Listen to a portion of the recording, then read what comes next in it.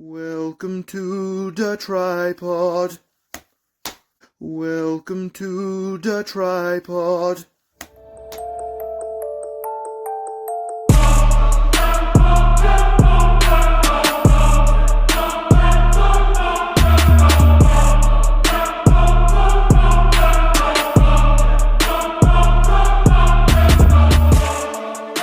Hello, pretzels, and welcome back to the tripod. Your boys are back to talk wrestling, but first, now it's time for Stixie Drip Drips Drip Pack of the Week.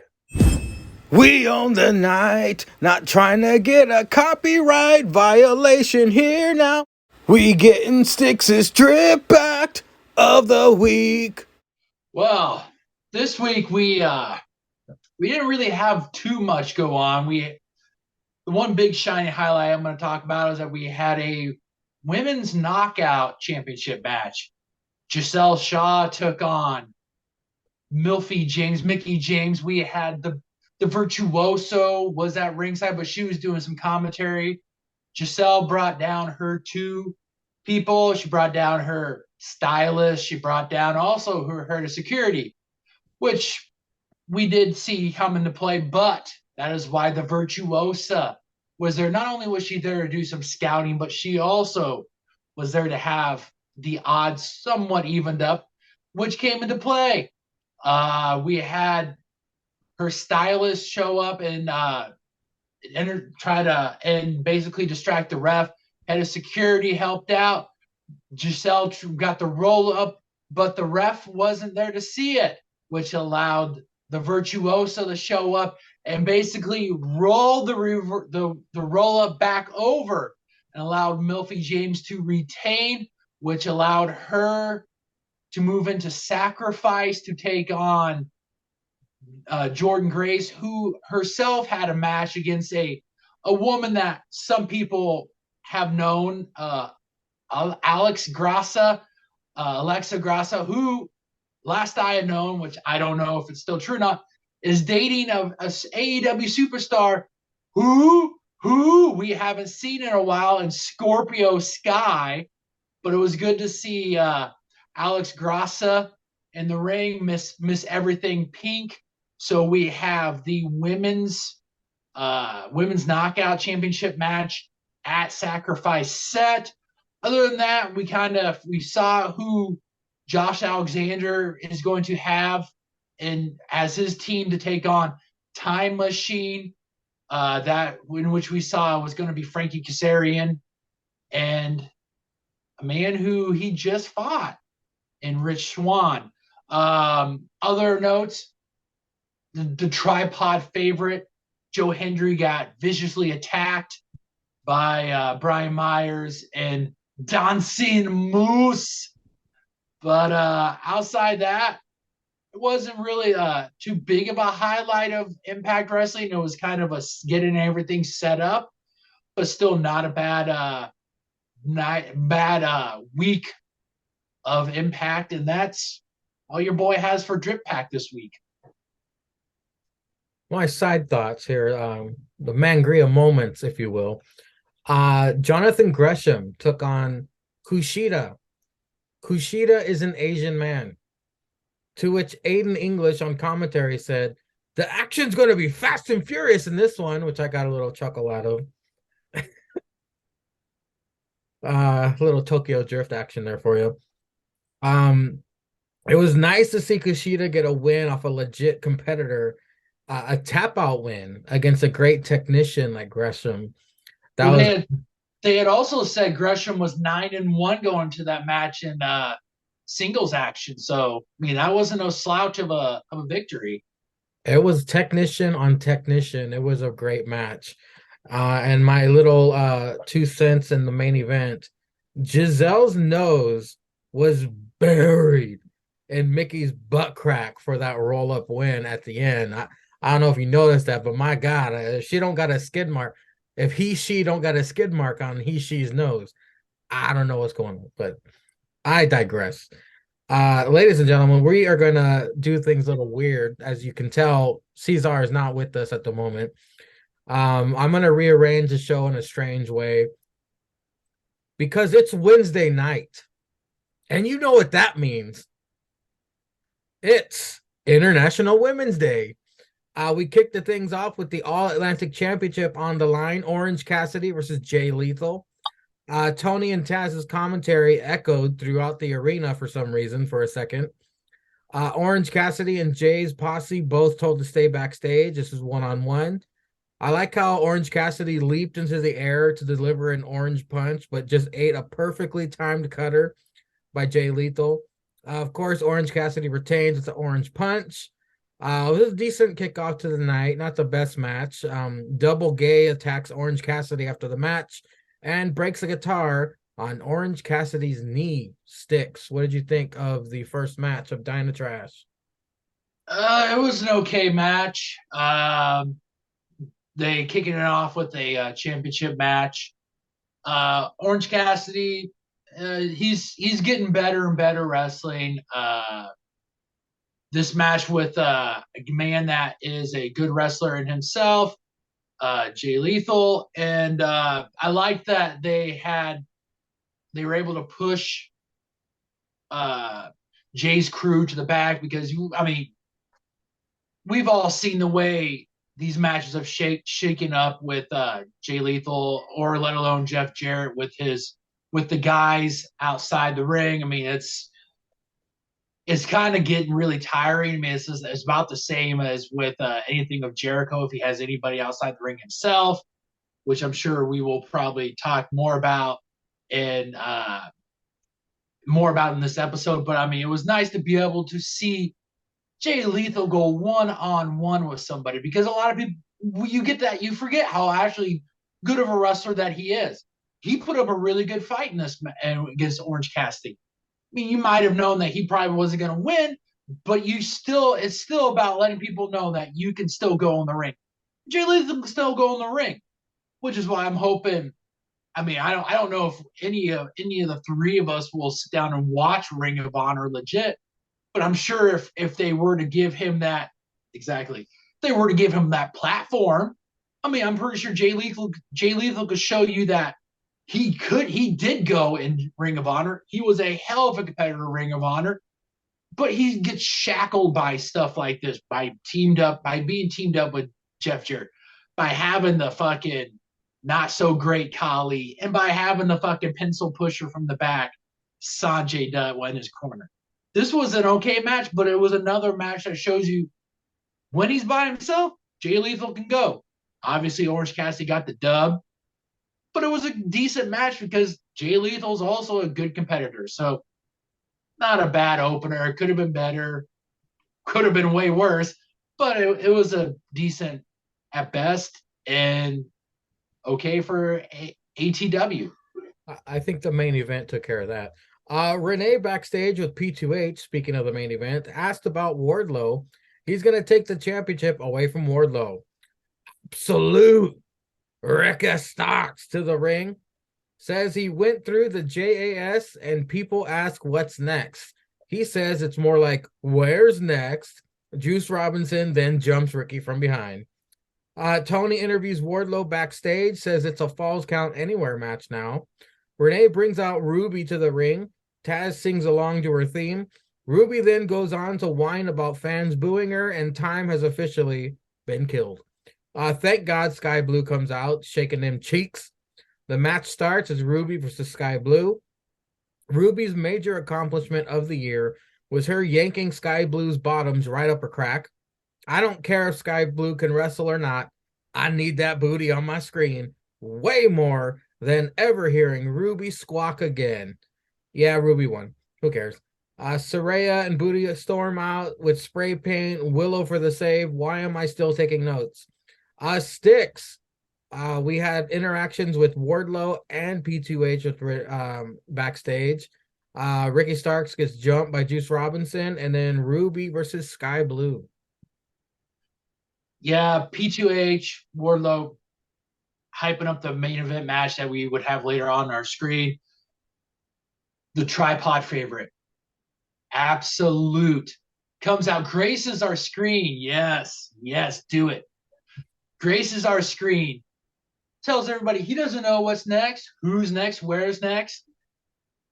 But we're along for that ride, and then we get some Bullet Club music, and he gets jumped by Juice Robinson, which, I mean, we don't see him very much on our TV screens unless it's the occasional Friday or if you happen to have some downtime on Monday or Tuesday. But the thing I like about this is that there is a current free agent out there. This is what I liked about it, because I believe it was the Masked Marvel himself kind of threw it out there of, oh, we hadn't seen Juice for a while, kind of forgot that he was affiliated with Bullet Club. Well, that kind of got the wheels to turn in my head. I'm sure a lot of people thought about this too. There is a current free agent out there, Switchblade Jay White, who, I mean, seeing the landscape of New Japan Pro Wrestling, he might not be affiliated with Bullet Club anymore. But just in case you kind of forget, they throw that out there that, Juice Robinson was brought in by Jay White. So maybe it's foreshadowing. Maybe Jay White is going to AEW. I don't know. I hope not. But it's nice to see. Plus, I mean, Juice is a good worker, a good wrestler, somebody that's not going to get you horribly hurt. So, I mean, maybe we're setting this up for a little Absolute versus Juice. Not bad. I'm not mad at it. Get a little Juice on our TV. And we had Ruby and Sky Blue. Not bad to have Sky Blue on TV. She's getting better and better as a wrestler. I mean, the only way we're going to get this is get her on TV and see what she has is if you have her out there. Not a bad match. Not a bad match at all. It's not going to be bad to have her on TV with Ruby, because Ruby is a worker. She's got experience, and Ruby didn't get hurt. So, I mean, obviously it was a good match. Sky looked good, looked good on TV. So, not bad. You got the little shenanigans afterwards. She turns on her best friend, Willow. They spray paint the L's because they both caught L's. So, not bad. Women got on TV. Nobody got hurt. So, not too bad. Well, ladies and gentlemen, well, let's be real. Gentlemen who are watching, listening, things are about to get very, very winded. And we might go and break a record here on the tripod, because we're about to introduce a heavily sauced, a McRib sauced Caesar to the tripod. So bear with us, ladies and gentlemen. All righty, we're going to kick it off now. Well, let me tell Caesar, let's see if he pops up here. Caesar, I flipped things around a little bit because I wanted to get this bullshit out of the way. I started with dynatrash, and then we're gonna go into the pay-per-view, because I really don't give a fuck about this episode of dynatrash. We're just gonna knock it out as quick as possible. There's a lot of windows. There's a lot of windows open. Hold on, I gotta close all these fucking bullshit windows. Well, I'm just gonna go over. We're at the point of the show where MJF had that post-match promo screaming about how good he is, and he's gonna have a re-bar mitzvah on March 15th, his birthday. Yeah. Tony in ring brings out FTR. They want the AEW tag belts after how shitty the last few months have been. They coming for the guns. It was a passionate promo. They both stumbled a bit, but oh well, who cares? They're still good. Renee with Jade backstage. She looking like Storm from the X-Men. Challenges a Canadian next week, because they will be in Winnipeg. JAS versus AR Fox and Top Flight. We get a Spanish Fly Jones by Taz. Top Flight and AR Fox are so damn fun to watch. Great chemistry, great moves. Thanks to Hagar with Floyd and a Judas effect, JAS pick up the victory. Systematic cheating. Angelo gets on the mic and shouts, light the beam. They all get their turn on the mic. It's the 1-year anniversary of the JAS. They dubbed themselves the #1 contenders for the trios titles. They call out the Black Magic crack of shit. Elite comes out instead. Don Callis says Elite are #1 contenders.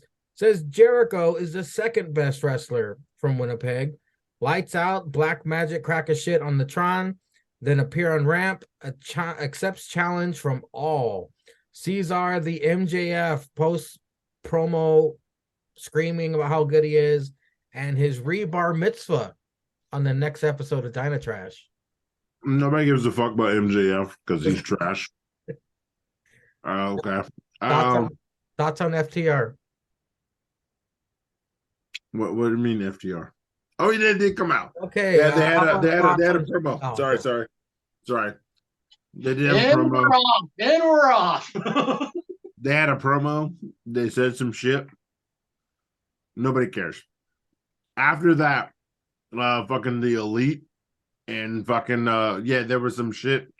Black Magic Cracker shit have some titles versus AR Fox, which Mangria doesn't care about AR Fox. Who?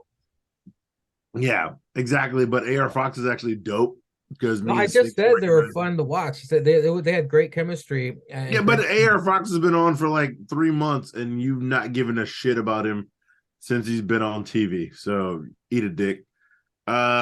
Sticks, what is your thoughts on that? Bitch, I'm not finished. I'm not finished yet, you bitch. Hurry the fuck up. Well, I'm eating a sandwich. Fucking Sticks. AR Fox and Top Flight are a good trios tag because they actually won the trios tag $100 million shit. $100,000 shit. I didn't see it either way. I didn't either. I don't know what the hell you're talking about. Yeah, but I know they won that shit. And they're good to go. But first of all, me and Sticks were praising AR Fox. You didn't care for AR Fox, Sangria. You didn't care about him. Is that all you got to say so we can move on? No, that's not all I got to say. Sticks, MJF's post-match promo. What is the rebar? The disrespect. Because it's March, and they don't care about my black ass no more. And it's not February, so I can't. Sticks, what did you think of the rebar mitzvah, Sticks? What do you think it's going to be? It's going to be a party. We're going to get some hoes. And since my prediction didn't happen, fucking CM Punk's probably going to show up in fucking Canada. Yeah. You muted me for CM Punk? You muted me for CM Punk. I muted you so Sticks can get his thoughts out. For CM Punk. Okay. Yeah, that's what he said. I got Sticks' thoughts. Stuff your fat face and shut up. Sticks. I don't even know why I'm here. FTR and the Guns, they got to run it back anyway. There were some shenanigans. There was some fuck shit. So, I mean, they got FTR had a torrential schedule. I mean, we knew when they were going to drop the titles. We were going to hopefully get them AEW focused. So now we're going to get them AEW focused. And the trios, Matt, I mean, knowing what we know now, I would have rather seen Top Flight and AR Fox win this. I don't know about you guys. I'm just getting JAS tired. I mean, knowing what we're going to get, we'll talk more about it. But I mean, it's just, I'd rather see a team of 3 guys that are going to entertain me, that we're not going to get any fuck shit from, than fucking JS with fucking, I love my hat. This hat's cool. And the fucking 2 jabrones that are now that are getting fucking tiring, that barely wrestle. Both of them are cutting fucking DraftKings commercials. So good job on that, DraftKings. But I mean, I'm just kind of getting tired of them. I mean, congratulations to them, they got a dub. But I'd rather this would help Top Flight and AR Fox a lot more picking up this dub over these guys. Which random Canadian bitch do you think is going to challenge Jade? Fuck, I have no idea. They're all still on. All the bigger names are still kind of tangled up with WWE right now. So I mean, hey Natty, can you do us a favor? Probably the best thing for AEW. Actually, someone that can actually wrestle. They could actually show them how to do some wrestling. But up next, Tony Skeets on the screen talks about the All Atlantic Championship, changes the name and calls it the International Championship. Next week, Orange Cassidy defends against Double Gay, sponsored by Shazam movie or some shit. Brian post-match promo from Revolution. He looking like a homeless man. Says MJF was right. He put himself before his family. He's going home. Mox and Cloud versus Silver and Reynolds. Mox and Claude win. They continue attacking the Dark Order. Hangman for the save. Hangman jumped. Can this story end already? They're fucking lingering on so much dumb shit with the repeat of Mania bullshit. Sticks, what did you think of Tony Skeets changing the name of the All Atlantic Championship? I've never seen a man use level up so much more than NXT does with their, and they got a fucking show. We're gonna level up the All American Championship to the international. My God, get this guy off my TV screen. When he was 2 seconds in, I was like, okay, I'm done. I'm fucking done. So yeah, it's gonna be him and Jeff Jarrett. So I imagine if I hope it doesn't happen, but Jeff Jarrett will probably end up fucking winning. I mean, this is gonna be some bullshit thing. They're gonna take it off of Orange. I mean, fuck. Wouldn't surprise me. Hopefully it doesn't happen, but whatever. What do we have for that? I'm surprised Skeets didn't go, ladies and gentlemen, I have a major announcement. Here, Adam Cole, you tell him. No. Here's Danhausen to tell you what the major announcement is. Hey, we're changing the name. I'm coming to the All Atlantic now to international. Brian's emotional video promo. He's going home until someone else quits the company or something. They'll call him right back, come back.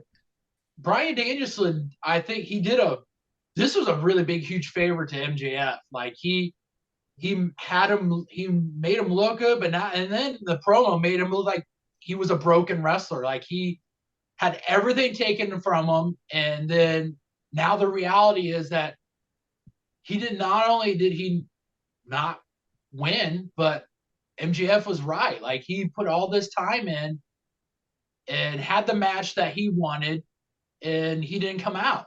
So now he's got nothing to do but go home. I mean, he'll go home for maybe a couple weeks till they decide what to do with him, if he's going to be full-fledged singles or if this does truly break him and he goes back to the Kitty Fondler club and they go full heel, like they go legit full heel and run amok. But I mean, it was pretty good. I thought it was a pretty good solid that he did for MJF to show that he broke him.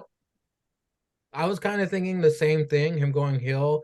And since he was talking, like you said, he was building up MJF so much and giving him props, I was thinking, what if he comes back and helps MJF retain the title or something down the line? I mean, it's possible if he does come back and turn heel, but I don't know. We'll see. I didn't really take any notes on Mox and Cloud versus Silver and Reynolds because this was the obvious outcome of the week.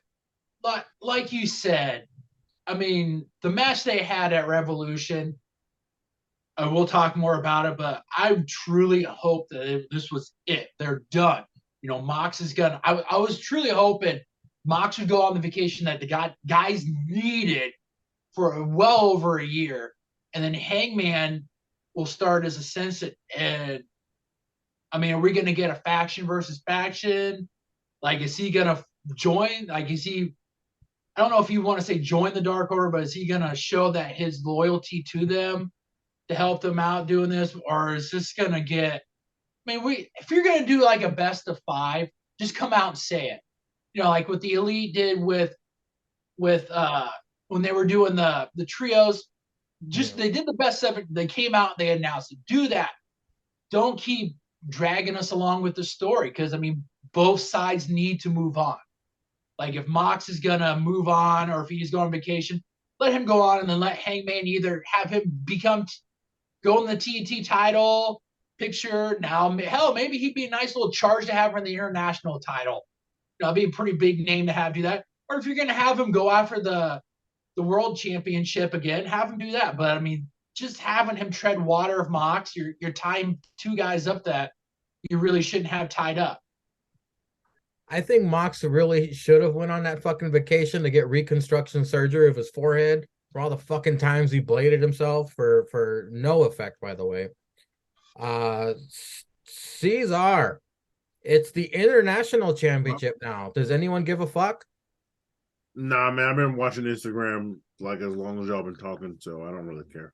Isn't that just the same as Intercontinental? They just said, they just said fuck it, like International. Yeah, there we go. Yeah. This cracker ass, cocaine ass cracker Tony Skeets was like, All American, International, All American, International, International, All American, Jeff Jarrett probably gonna win the title, so who gives a fuck? Skip the next case. Brian crying, he's going home after I getting. don't really care. Yeah, eat a dick, nigga. You didn't win the title. Another goddamn tie. Really, really. So think about it. Think about this. Oh, we're gonna get into it. Yeah, Daniel Bryan has come to ATW. He has tied Kenny Omega. He has tied Hangman Adam Page. He has tied MJF.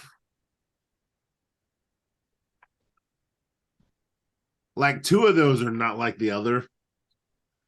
And your garbage ass has tied all three. That was a bacon, egg, and cheese wrapper. I don't know if you care. But nigga, you tied all three. Why have you tied all three? You didn't even have 60 minutes. No, actually you did. You had 60 minutes with all three of these crackers. You had 60 minutes with, according to Don Callis, the best in the world, Kenny Omega. You had 60 minutes with Hangman Adam Page and ruined a whole ATW for the rest of us who had to report this shit, i.e. the two motherfuckers I'm with right now. Like, we had to sit through your bullshit. And then only like 2 or 3 other matches. Two of them were probably a women's match, which we know AEW women's matches are trash. And we had to sit through that. And then this bullshit pay-per-view. We literally had to sit through. I don't know if you felt it. I'm only assuming because it's 9:38 and we start at 9 that you guys have not covered the pay-per-view. So yeah, we did not cover the bullshit Iron Man match that you sat through. You know what? I'm not gonna call it bullshit. It was a pretty decent match. But still, we had to sit through that. I'm talking about this bullshit promo you probably had. Oh, I'm going home. Take your dumb ass home. Nobody cares. Because you tied once again. Another AEW champion. And then it had to go to what was it? Sudden death. Yeah, whatever. Yeah, nobody cares. This was a 3-month promo.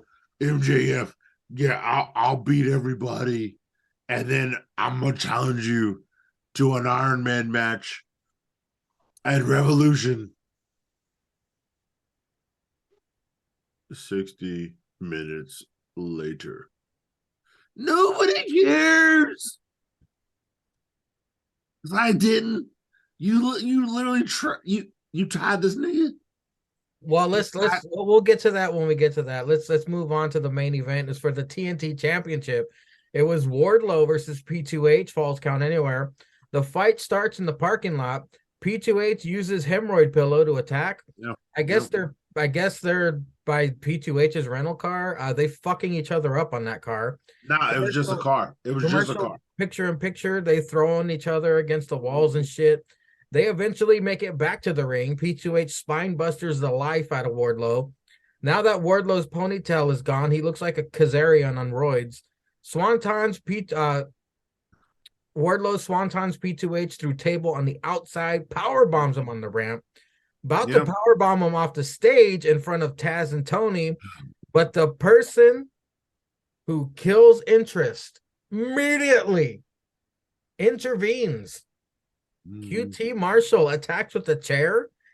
QT and P2H double powerbomb Wardlow off of stage onto poorly constructed area and does not answer the count of 10. What the fuck? I thought this was a pinfall or submission.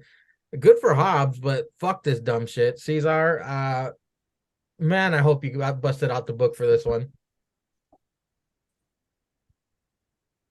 The book was I'm glad I showed up late. The book was present for a lot of this show.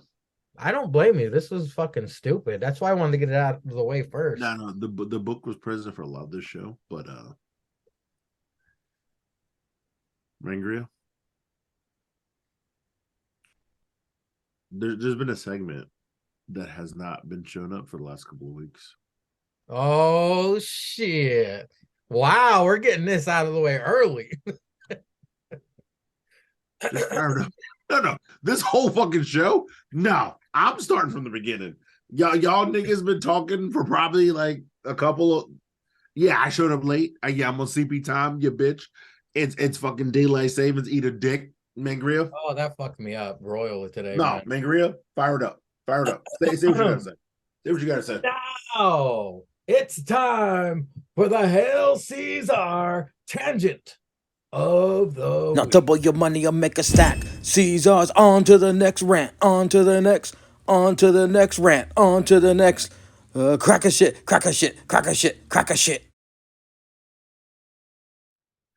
But what the fuck? You come off that trash ass pay-per-view with this shit. First of all, why is Ricky Starks fighting Juice Robinson? Who the fuck cares about Juice Robinson? This nigga ain't shit. He ain't shit. And he just come on with his up. And I know last week, I think Styx had his shirt on last week. And you know what? Styx has all the Bullet Club shirts. I'm not mad at Styx for having the Bullet Club shirts. Those are good shirts. But so far, Ricky Starks beats Jericho, and then this nigga gonna fight Juice. Nigga, who is you? At least Jericho beat Cesaro's dick ass for the fucking in our ROH championship. Who is you, Juice? You ain't done shit. I mean, maybe you done shit in New Japan, but you ain't done shit ever. Why are you out here? This whole show was some bullshit. Daniel Bryan going home. MJF beat me. And he right. I gotta go hug my kids. Nigga, ain't nobody. Yo, you know who's hugging your kids? Soraya's hugging your kids on Instagram with Renee and fucking both the Bella twins and fucking that other dumb bitch. They hugging your kids. Nigga, you don't care about your kids? You care about your kids now? You had a broken neck for 8 years. You was a SmackDown GM, had a broken neck, still getting a check from Vince. And now you want to be like, I'm going to hug my kids? I guarantee you Vince is paying your dumb ass more than Tony Khan. I digress. What else happened to this bitch ass show? Fucking Ruby Soho fighting some bitch. Who gives a fuck? Who gives a fuck what Ruby Soho doing? You know what? Mangria muted himself, but I'm gonna ask this. Mangria, unmute yourself. Yes, unmute yourself. Sorry, I didn't want to interrupt the Hail No, Caesar sir. tangent. Who did Ruby Soho fight on this week's Dynam? Sky Trash. Blue. Sky Blue. Get them cheeks on my screen and get that woodpecker back to the locker room. Motherfucker for what? Ruby won, of course. Of course. But nobody cares. As long as we see them cheeks jiggle, I'm all right. It's all right to me. Yeah. To him and him alone, because nobody else cares. You had to get Ruby Soho a win because she just got a loss in a pay-per-view we have not even talked about. So who the fuck cares? MJF, where was he with his title reign? Oh, that's right. Not on the pay-per-view. Oh, and then wait, no, we did have actually one good match. We had one good match. It was good. I'm sorry, Sticks. I liked it. It was good. It was Orange Cassidy versus Jay Lethal. It was the best match on the card. It was the best match on the card because you know what? Because the main event was some bullshit. The main event was supposed to be Wardlow versus P2H in the ring. We'll get to that. I'm going back. Yeah, Orange Cassidy versus Jay Lethal was always in the ring. It was a good match. They had a good match. And then now all of a sudden, it's not the All-American title. It's the Intercontinental title because it's the 5th time it's been defended. I don't know. Okay, so it's the 5th time it's been defended. So who gives a fuck? I don't care, Tony. This is the 5th time you took coke since Orange Cassidy had the match, nigga. Huh? Is it the 5th time you taking a kilo to the nose, nigga? I don't know. Why do we care? If Jeff Jarrett wins this fucking title next week, it's gonna be literally. I'm gonna tell you what's gonna happen. Next Sunday, it's gonna be a duo pod because I ain't showing up.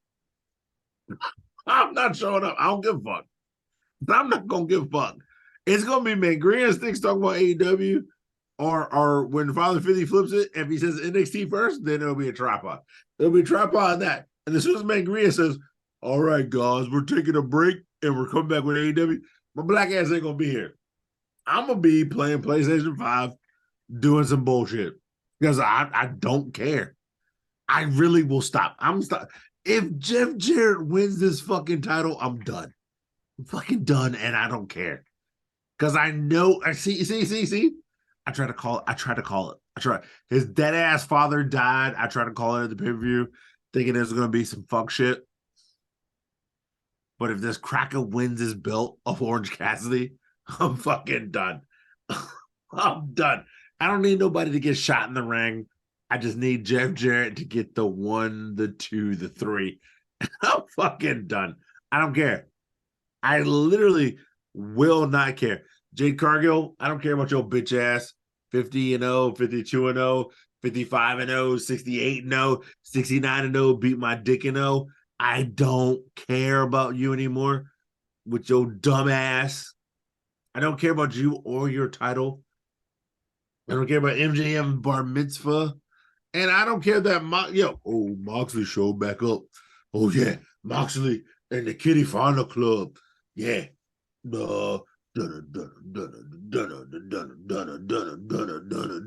He's walking his crack ass out there. And then, y'all in Canada. And Stu Grayson. Who you fired? And now, Stu Grayson back next week. It's Stu Grayson. It's Hangman Adam Page and Evil Uno. It's the 1, the 2, and Adam Page. And they fight the Kitty Fauna Club next week. I don't care. I don't give a fuck about that. I hope all 6 of them niggas die. Nope. Sorry. I hope 5 of them niggas die. Because I still like the drunk cowboy from Virginia. I like him. He good. And you know what? The other 2 crackers? Oh, no, Sticks don't even report on them. Shit, Sticks report on Impact. I thought he reported on ROH. No, he reported on Impact. So actually, all 5 of them crackers could die, except for the cowboy from Virginia, and he can keep living. And I guess if he on ATW, then I'll keep talking about him. But other than that, I don't give a fuck. Because why'd you fire Stu? You stupid beach? You said I gotta change my background. Where does Mouse at? Man, Grill, talk about something else. I gotta change this background because I don't give a fuck about nothing else. Cesar has no thoughts on the subject. No thoughts. I gotta change this background to my phone background to you stupid beach. Because Tony Khan, use a stupid beach. And Sticks, keep telling me about Impact because I'm not paying for that shit. We already did that. Sticks, tell us about the main event of Dynatrash, please. Yeah, this shouldn't have been the main event. They should have actually swapped the order of the match, like the beginning and the end matches. Cesar, I do agree with you. I talked about it. I thought the beginning match was good because you saw Jay Lethal one-on-one. You saw that. There's the glimmer of the hope that you see that we've seen in Ring of Honor, even in Impact. We had saw that. They should have switched it. That should have been the main event. This should have opened. They threw the BS thing that Wardlow's car got broken into, didn't have his wrestling gear, all that stuff. So obviously they're going to make it false count anywhere. To tell you the truth, it was probably better that they did it this way because, I mean, Wardlow maybe has a better chance of having a legit wrestling match. P2A still got to put that work in, but this is the best way to have both these guys in this match to make it semi-interesting. Still wasn't all that great interesting. No. And then you got to have QT Marshall show up. QT is some trash. I mean, I guess maybe if this is their version of long-term storytelling because they did he owed him a favor. He told him he had his back. Nah, I tell you what, you didn't need him to do this. I mean, let's just go ahead and talk about it. Wardlow's momentum has been stopped. He was red hot after his feud with MJF. And then you want to know how you pour cold water on somebody? You do what Tony Khan did with him. You string him along, you have him tag with Samoa Joe, then you have Samoa Joe turn on him. And then all momentum had stopped. You had this guy who the fans were behind, still somewhat behind. You still get the powerbomb sympathy stuff going on. All momentum has been stopped. He became TNT champion for 96 hours, 72 hours, something like that. 72 hours. And gone. Just like that. Like TK at a party on a Wednesday night with Coke. All gone, just like that. And just like Wardlow's title reign, it is gone. And it should not have been the main event. You know what? I'm thinking Tony Skeets is the worst booker in the history of the universe. I'm thinking he wants to fluff up MJF some more. And I'm thinking he took the belt off of Wardlow so they can have that and MJF can get his win back over Wardlow because Wardlow why put it on him? Murdered MJF. So I'm predicting that could happen. They want MJF to get that win over Wardlow. So MJF can be like, well, yeah, so he beat me, but I beat him too. So we're even. Or is this it's you could see the horrible writing on the wall, but I digress. Now we will talk about ATW's pay-per-view Revolution, which me and Sticks paid for like idiots. Yeah. I missed the pre-show Briscoes versus Lucha Bros. Sticks, you want to talk about that real quick? I can't really vaguely remember, but it was, from what I somewhat remember, it was a pretty good match. Briscoes and those guys ended up picking up the dub. I believe I watched the pre-show. The pre-show was actually pretty good. Briscoe hit the froggy bow for the dub, picked it up. It's nice that they that they're getting him on TV more, and it's nice that they had him on the pre-show match. It was really good. It was a good match. I mean, Jay, he's a good wrestler. We're gonna obviously see him wrestle more, and him and the Lucha Bros. I mean, there's chemistry there, and it's a team I wouldn't mind seeing a little bit more of. I mean, they got really good chemistry. The match had a really good flow and stuff like that. There wasn't really all that much mess ups, and it wasn't a bad pre-show match. So the sad part is probably one of the pretzel rating. No, this is one of the better matches of the night. I gave it like a 6. I mean, I thought it was it was a 6 for a pre-show match. I think it's pretty good. So I mean, I thought you definitely could have put it on the main card and subbed out a couple of matches if you wanted to, and it would have probably went a little bit better. But I gave it a 6. It was a solid 6, not too bad. No, I also gave it a 6. The Briscoe and the Lucha Bros fought who? Who did they face? I don't know, some crackers, but I gave it a 6 though. I gave it a 6 myself. I watched this on the phone. Mm-hmm. Yeah, I had to watch the whole pay-per-view on the phone because Tony was hating. But I watched this on the phone going to Wingstop to get the wings. I love eating some good wings when I'm watching a pay-per-view. And no, this shit, I was not mad at it in the car, and I gave it a 6. Sticks, do you remember who they fought? I don't. Wasn't it like Davari? Was it Josh Oh yeah, Wood? it was the crackers with Prince Nana. Oh, It was was Josh Brian Cage in there Woods. again losing? No, it Yeah. wasn't Brian Cage, but it was Tony DeVar. No, it was Mark Sterling. Fucking had the crackers. Sorry, it was not Prince Nana. It was Mark Tony Sterling. Nese. Tony Nese. It was Tony Nese, Josh Woods, and I think it was Davari. I think that was the third. Yes, yeah. Tony Nese, Josh Woods, and DeVar, and with Mark Sterling as their manager. Okay. Well, the main show starts. Taz, Yeah. Excalibur, and JR on commentary, to which JR drunk I ass. put Yeah, in you the know it, chat. baby. I was like, is JR really going to stay out here for fucking 7 hours calling this out? Hell no, Which, bitch. of course, he didn't. But it's Jericho versus Absolute Ricky Stocks. Ricky with the taped ribs. Explosive start from the Absolute one. Jericho keeps flipping off the crowd for that cheap heat. Working Ricky's ribs. The crowd chanting, "Let's go, Ricky," and Y2J, which of course pisses Jericho off for real. Jericho able to counter the spear into a code breaker for a 2.5. Ricky hits second spear for a 2 3/4. Jericho with the walls. Ricky counters into a single leg crab. Here comes pussy ass Sammy. Oh snap! Andretti stops him. Jericho uses Floyd to get some momentum back. Tranny Manson busy tucking her sack back. Ricky counters Judas and then wins with Rochambeau. This is a great notch in Ricky's belt, but the match was nothing special. I gave it 5 pretzels. And it was a Cesar, what did you think of the first match of the show, Jericho versus Ricky? It was something we seen. I gave it 5 in the salt. Mm-hmm. I mean, it was something we seen. So that's all I got. Basically, Sticks. Yeah, I mean, it was something we've seen. It was still wasn't too bad. I guess I don't understand. I guess my definition of being barred from ringside is different from AEW. I mean, I would have figured if the ref saw someone who's supposed to be barred, I would have already said, okay, well, if you're done, Ricky wins. Ricky wins. You're barred. You're done. No, none of this bullshit. But Action Andretti's there. He's got Ricky's back. I gave it 6. I thought it was a pretty good opener. Ricky and Jericho. I mean, this is a really good match from Jericho.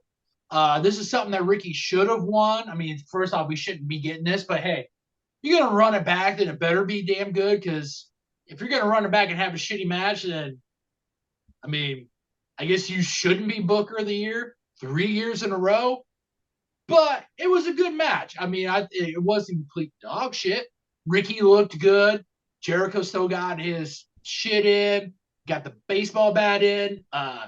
Did the reversal on what a lot of people I thought would have done, who would have thought they could have done for the Judas effect. Just put your fucking arms up. That's why Ricky is absolute. He fucking knew it. He was like, "Oh, you're going for the Judas? Oh, bitch, you ain't gonna break through these arms." Hit the fucking Rochambeau, picked up that dub. Absolute picking up a dub, starting off the main card, starting it off really good for your boys. Up next is the final burial match. We get Jungle Jack versus the Captain, Christian Cage. The Captain rocking the Bretsky turtleneck. Jungle Jack rubbing dirt on his chest and headed to the ring in his Bugle Boy jeans. Brawl to start. They fight up into the stands. Jack grabs a fan's beer and pours it out on Christian. Jack's mom and sister in the crowd. Is she gonna slap him or Christian gonna kiss her? Watch. Good Lord, Christian steps on Jack's rat nest of a hairdo and pulls his arms up. That looked painful. None of us have to worry about that happening. Crowd fully behind Jack. Captain busted open from the ring steps. Captain takes off Jack's belt and whips him with it by order of Tony Skeets. Skeets just picturing a black man getting whipped so he can finish properly into his shirt. Captain planted chairs and casket. Great fight by the casket. Jack flying, Captain kicking dick, throwing dirt, kill switch on the dirt mound. Shovel brought out. Jack uses it for a snare trap assist. Concerto to the Captain. Jack tosses the Captain in the coffin for the win. what the fuck happened to the coffin? As soon as he closed it, like the coffin fell straight to hell. I really liked it. I gave this 6 pretzels and a gnarly concerto. Sticks, what did you think of the final burial? First off, we should have known we were in for a good match when Christian shows up in a sleeveless turtleneck. You knew business was about to pick up. Even though he didn't pick up the dub, I thought Christian looked good. The subtle things that he did. He had the turtleneck. He brought Jungle Boy over to where the camera was when they were actually in the ring. Talked the trash to him. Talked trash to his mom and his sister. It's just the subtle things that he does. I mean, he did Jungle Boy a solid by making him look good in this match. I gave it 7. I thought it was a really good match. Jungle Boy picked up the dub, which I thought it would help him a lot more to pick up the dub than just Christian. I mean, Christian's a seasoned guy. He could take this L and then show up on Wednesday, which he didn't, but he could show up on Wednesday and start a feud with somebody else and wouldn't miss a beat. I mean, he's a professional like that. He's really good. I thought this was a good match. Didn't really I thought it was kind of funky, like you said. He threw him in there. I didn't know if you're going to actually have to throw some dirt on him to finish it. Casket just dropped out of nowhere. Kind of made me wonder if Christian went ahead and had fastened the safety belt for when that thing dropped, or if he actually legit fell out of the fucking thing. But all in all, it was a good match. I thought it wasn't too bad. Helped Jungle Boy out. Christian looked like $1 million as a heel, and I gave it 7. Only in ATW can you have a casket botch. Cesar, your thoughts on the final burial? No, I also thought this was a good ass match. As we picked, the right person won, because Christian's been beating Jungle Jack's bitch ass for like the last 2 years, or since Luchasaurus has been dark. And Jungle Boy needed the win on the casting match to bury the feud. Jungle Boy needed to get the dub to bury him in it. And yeah, the captain looked great. Jungle Boy hit the snare trap. Yeah, Jungle Boy hit the snare trap with the shovel. Yeah, Christian hit the Unprettier, but then Jungle Jack hit that shit with the shovel and then put him on it and threw his bitch ass in the casket. The casket dropped down real quick. As soon as he shut it, bam. Yeah. I understand that. Like, what the fuck happened? Like, you're not gonna like throw some dirt on it real quick? Like, come on, to really bury him, let's throw some dirt on it real quick. But no. It was all good. It was all good. I gave this 7 in the must. I gave it 7 to must because this story really needed to end. And this story was great, though. It was great, though, because Christian has been promoting Jungle Jack to a singles kind of star versus the tag star when they lost the tag belts. Christian has been promoting him up to be that guy. And this gives Jungle Jack a good win. Like, yo, this is a legend. He's been a tag team superstar, which is why we won the tag team belts. And then he's been a single superstar before he came over here, and now I've beaten him. And so yeah, this does promote Jungle Jack, and I'm fine with it. I'm great with it. Yeah, this was good. This was 7 in the must for me. Good match. Yeah, the casket flew down kind of quick, but still, 7 in the must. I was loving it. Good shit. Up next, the Trios Tag Championship was on the line as the Elite, the Elite versus Black Magic Cracker shit. The Underfaker now has Lady Deathstrike fingers. Full Elite squad out. The best part of this so far is that I've never seen these 6 fight each other before. Interesting, at least. I do appreciate the fact that this pay-per-view is moving along briskly. A funny spot with the Cucks and Brody King. 450 disrespected again. I think this is the Elite's favorite ref, the bald one, right? Yeah. Brody Barks, of course, not going to call every spot because that would take up way too much time. Just imagine 48 super kicks and the flippiest of flippity floppity shit. Underfaker shenanigans. She eats a knee for it. Kenny hit with a waffle jalopy for a 2 3/4. Triple BTE trigger to Malachi for a 2 9/10. Forehead Jackson murdered with a knee from Buddy Matthews.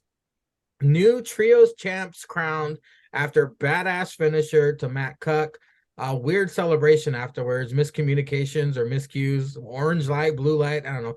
JR said, fuck it, I'm out. This was a really good match. I gave it 7 pretzels with the Salt Caesar. What did you think? The trios championship. So to me, I'm sorry, I gotta say it. This got my beer cheese. Oh, This got my beer cheese. Okay. This was the match of the night. Mm-hmm. Like the false finishes for this match. And what happened? Oh, Julia getting hit with the V trigger. Oh, yes, sir. Oh, yes, sir. This was my match of the night. No, it was good. It was good. It was good. The Elite showed out. Black Magic Cracker shit showed out. The crowd was hyped for Kenny and what's the cracker's name? I don't know. Malachi. Yeah, Buddy. Malachi Black. The crowd was hyped for Malachi Black and Kenny in the ring. They were like, holy shit. Holy shit. We all know. We all know Malachi Black, Aleister Black, whatever you want to call him. He's dope in the ring one-on-one. And then he was in there versus the best belt machine, Kenny Omega. He was in there. Y'all were ready. And everybody showed out. Buddy showed out. That cracker with no knees showed out. The Young Cucks showed out. Y'all know I hate that cracker with no knees. Because he ain't bullshit. He ain't bullshit. Everybody else, the other 5 guys in that match showed out, and that cracker with no knees. He's got no knees. He was just there. He was just there. He was barking. Yeah, he was barking. He's not the. I don't like that cracker. I don't. And he was just there. But everybody showed out, and they showed out how they did, man. They called Meltzer Driver. What they called Meltzer Driver, and Buddy Matthews showed up with that knee from the flip. Exactly. But not the cracker with no knees. Just Buddy Matthews with no knees. See what I'm saying? See what I'm saying? That cracker with no knees. I fucking hate him. I fucking hate him. He is useless. He's just a big ass cracker who has tattoos and some bullshit. Even Julia ate that V trigger. She ate that shit with hot sauce on it. It was like, and she was like, "Give me, kitty, give me, kitty, give me, bow!" And the bitch jumped off. Oh, it was good. It was good. And Kenny played it. He was like, "Bitch was on the ropes. What you want me to do? What you want me to do? I was just trying to throw a V trigger. What you want me to do?" It was great. It was great. That match, I gave it 8 in the beer cheese.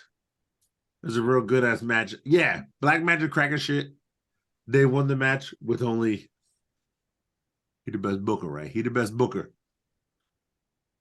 Mangria, do you know how many trios matches they have won this year? 0? You are wrong. Sticks, do you know how many trios matches the Black Magic Cracker shit has won this year? I'm gonna go with maybe 2-ish. He is correct. They have won, Mangria. They have won 2 trios matches, and on those 2, which we don't know who they beat, they deserved a title shot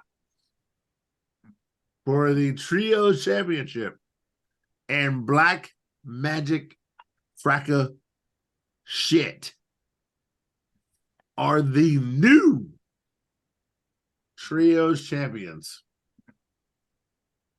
on 2 wins. And that's the best booker. And somebody's texting me, so Sticks, wax poetic about this dumbass match. The Trios Championship. We had the Elite versus the Black Magic Cracker shit. Gentlemen, this match damn near had it all. We had Matt Jackson wanting the no knees cracker. And then he comes in and he starts thinking about it.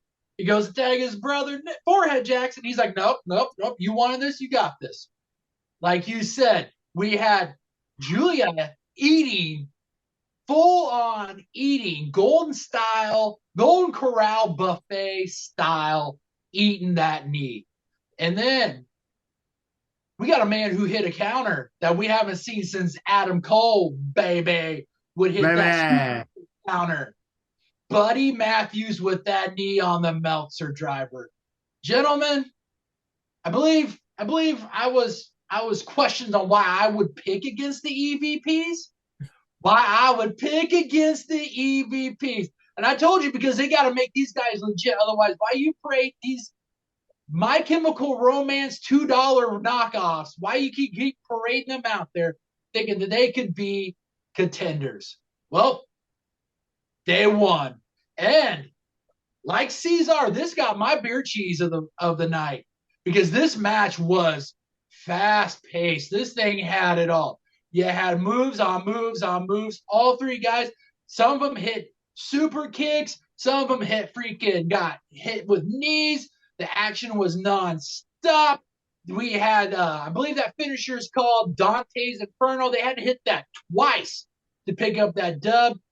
This match was good, man. This was only the 3rd match in. I mean, this was hella good. I gave it 8 in the beer cheese myself. Hell of a good match. House of Black are now legit contenders, and this might have been the best match of all 3 as a collective put on. Hell, you can even throw Julia Hart. All 4 as a collective have had an AEW since they've shown up. Up next is the ATW Women's Championship match. It's Hayter with the Doctor versus Saraya versus Ruby. Ruby sporting a Mad Max-like mohawk. They fighting in the crowd. Booty Storm in Saraya's corner. Hayter plants Saraya on the ring apron.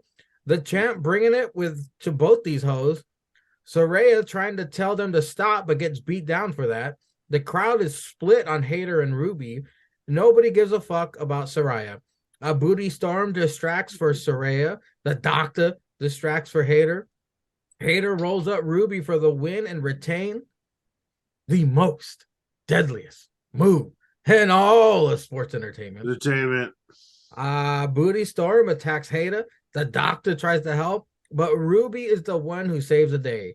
Whoops, never mind. Ruby attacks Hayter and the Doctor. Ruby sides with Storm and Saraya. This gets 4 pretzels and a queef. Sticks, what did you think about this women's championship match? It was all right. I mean, with the competitors that were in this match, you would hope for a little bit better. This match benefited Jamie more than anything. She was the one that looked really super strong in this. Personally, it should have been Jamie versus Ruby. Saraya really didn't interject very much in there.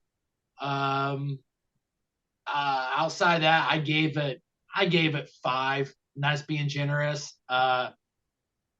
You got the decision from Ruby that everybody had been waiting for, and she went with the people that we probably all figured she would go with, the former WWE wrestlers. I guess they're calling themselves the Outcasts now. I mean, you went with them. I mean, she doesn't really have much affiliation with the homegrowns, and it would have been weird if she would have, because I mean, she'd been there maybe a little over a year by now, so she's not technically a homegrown. And I mean, but I mean, it could have been better, but it's ATW Women's Division, so I gave it 5. These are a triple threat for the ATW Women's Championship.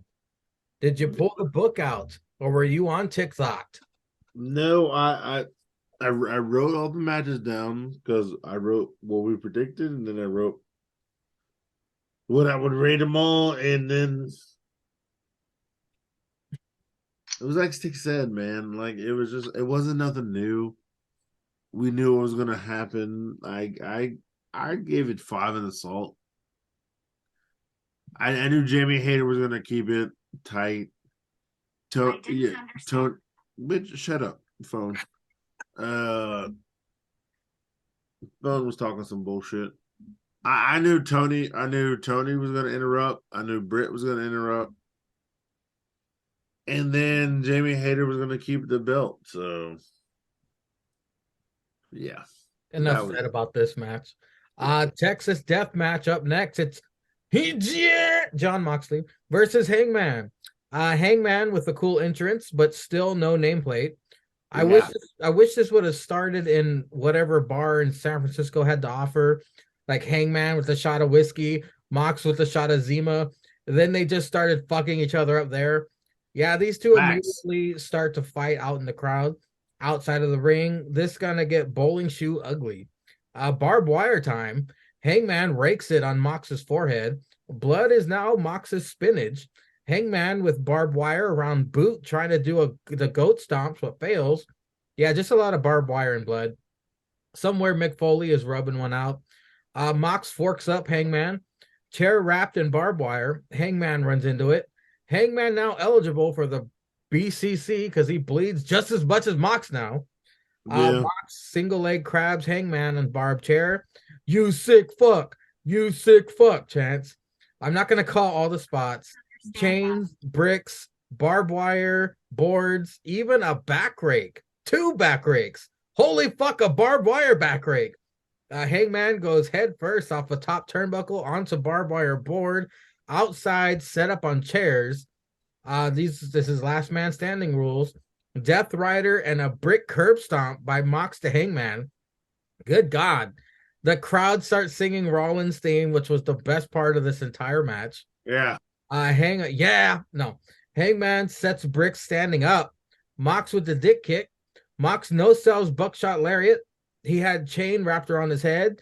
He then gets clotheslined over the top rope, and Hangman lives up to his name and hangs Mox till he taps out. I'll give it a 7. It was one of those matches that was hard to watch, but I got back into it during the last 5 minutes. Cesar, the Texas Death Match, your thoughts? It was a lot of bullshit to me. It was a lot of gimmick to be gimmick. So I'm gonna give it 6 in the must for a gimmick to be gimmick, because the Elite Black Magic Crack and Shit match was like a match, and this was like a I'm gonna fuck you up with barbed wire, just like fuck it with barbed wire match. So yeah, I'm gonna give it a 6, and then plus I kind of told you earlier, well, when we filmed some shit earlier, but like yeah, Excalibur was like a strong wind will make Mox bleed. Like that shit popped me, and he said it earlier. He said it earlier in the match. He was like, "Strong wind will make Mox bleed." Yeah, and then it was funny. That was funny. That was funny. Sticks, your thoughts on the Texas Death Match? There's sometimes you get a pay-per-view that has a match that has some stuff, and it's like you don't really need to do this. Like you could go about concluding this feud a lot of different ways. This match kind of had that for me. I mean, there was a lot of spots. I mean, in general, this whole match you didn't really need to have. I mean, you could have done a whole lot of different things. I mean, let's also not forget that Revolution is the anniversary to the exploding barbed wire match that I don't mean to be rude. Let me cut you off. How did somebody win that match? Was it a pinfall match? The exploding ring match? No. Kenny pinned Mox, and then the timer went off. Oh, so Yeah, the pin didn't matter. Yeah, no, it didn't matter. Okay. I was just curious. I didn't know. the only shitty thing that happened was our boy Eddie Kingston came out to try to Yeah, basically take the the same gold. Mox. Yeah, Yeah, and then you yeah. had a It Fourth was of it was it July was Kenny. sprinkler, as Fourth of July sparkler shit go off. So let's not forget that Revolution was the anniversary to that. Yeah, because Kenny like beat down Mox, and Mox couldn't move, and then he got the submission or a 3 count. Actually, I think he had a submission. They were just like one, lit his arm, and he said 3, and he couldn't pull out. And then Kenny left, and then Eddie Kingston came out because it was that close, and then the fucking bombs went off. That needs to be a hidden match mode in the new fucking AEW game that comes out. Just so they know they're aware of it and they're making fun of themselves. Of dumb shit. Yeah. But Sorry. anyway, I mean, I didn't think this match really needed to happen, but it was like, okay, we're gonna have a gimmick match. Let's see where it goes. I mean, if you're gonna take super low hanging fruit, you could have took like 2 minutes in. Mox was gonna bleed, and guess what? It happened. I mean, there were spots in this match that you didn't really need to have. It was an okay match. I gave it 6 in the salt. You just hope that after this, knowing and living in the moment, you were hoping this was it. We were done. You know, Hangman's going to go his way, and Mox was going to go his way. So living in the moment, that's what you were hoping was going to happen. And Hangman, I would have rather wanted Hangman to win this because, I mean, Mox has done so much in the company. I mean, he's probably a first ballot AEW Hall of Famer if they were to have a Hall of Fame start going already. So, I mean, it was something that Mox could take, an L he could take, and still just motor on. So, but it was a match I didn't think they really needed to have, but they had it. I gave it 6 in the salt. Up next for the TNT Championship, it's Samoa Joe versus Wardlow. P2H watching with his hemorrhoid pillow in the rafters. Wardlow in a smaller singlet. Discoloration nation warning here. I think Zanka might be on dick watch. Tony just said, Revolution hasn't disappointed ever. Tony, what the shit? This is your 2 big meaty men slapping meat match of the night. Camera keeps cutting to P2H. Wardlow able to half-ass powerbomb Joe off a turnbuckle. Wardlow actually beats Joe. He chokes him out with the coquina clutch. I gave this 5 time-killing pretzels. Sticks. TNT Championship match. I'm going to keep this short and sweet. I gave it 4. Let's move on. Cesar, TNT Championship match. I'm gonna stretch this out, and I give it the 1, 2, 3, and also 4. And you can kick the fucking rocks and go to the dumbass main event. Actually, it's for the AEW Tag Team Championships. Up next, it's the Guns versus Is it really? Acclaimed versus Jeff and Jay versus Orange Cassidy and Danhausen. Orange Cassidy and Danhausen in black gear. Sanjay in full Saudi garb. Caster said Jarrett forgot his Cialis. Danhausen not getting as dominated as I thought he was in this. Taz and Tony argue over the Guns being tag champs. Scissor meet Timbers to the Genie Sanjay. Tranny Manson can't control this, of course. Jay and Jarrett with the Guns strut, then Scissor over Bowens. The worst Khali in full Genie gear as well gets orange punched and dick punched, followed by a famouser. Ass Boys with the worst double low blow of all time to Daddy Ass. Good Lord, we still have an Iron Man match to go. Tranny Manson stops guitar from being used. Jay attacks Caster with the Golden Globe. Jarrett with the stroke gets a 2.5. Jarrett pushes Tranny Manson. In that moment, I was a Jarrett fan. Anyways, Guns retain, hitting the 310 to Yuma on Danhausen. I gave it 4 pretzels. Then Renee interviews the Guns post-match. FTR come out. They beat down the Guns. They hit Big Rig, but it was called the Shatter Machine. Uncle Dax cut open because it's ATW law. Someone's going to bleed. Cesar for the AEW Tag Team Championships, unless you didn't watch this one. What'd you think? So the only notes I wrote was it was a San Francisco sign, and it said "Scissor Fingers." I wrote "dope." That's the only notes I wrote. I didn't even write a fucking rating for the match. I wrote San Francisco sign. So it looked like the San Francisco like baseball team, the SF. And it said "Scissors Fingers," and I wrote, "This shit is dope." I did not write a number. I did not write anything else.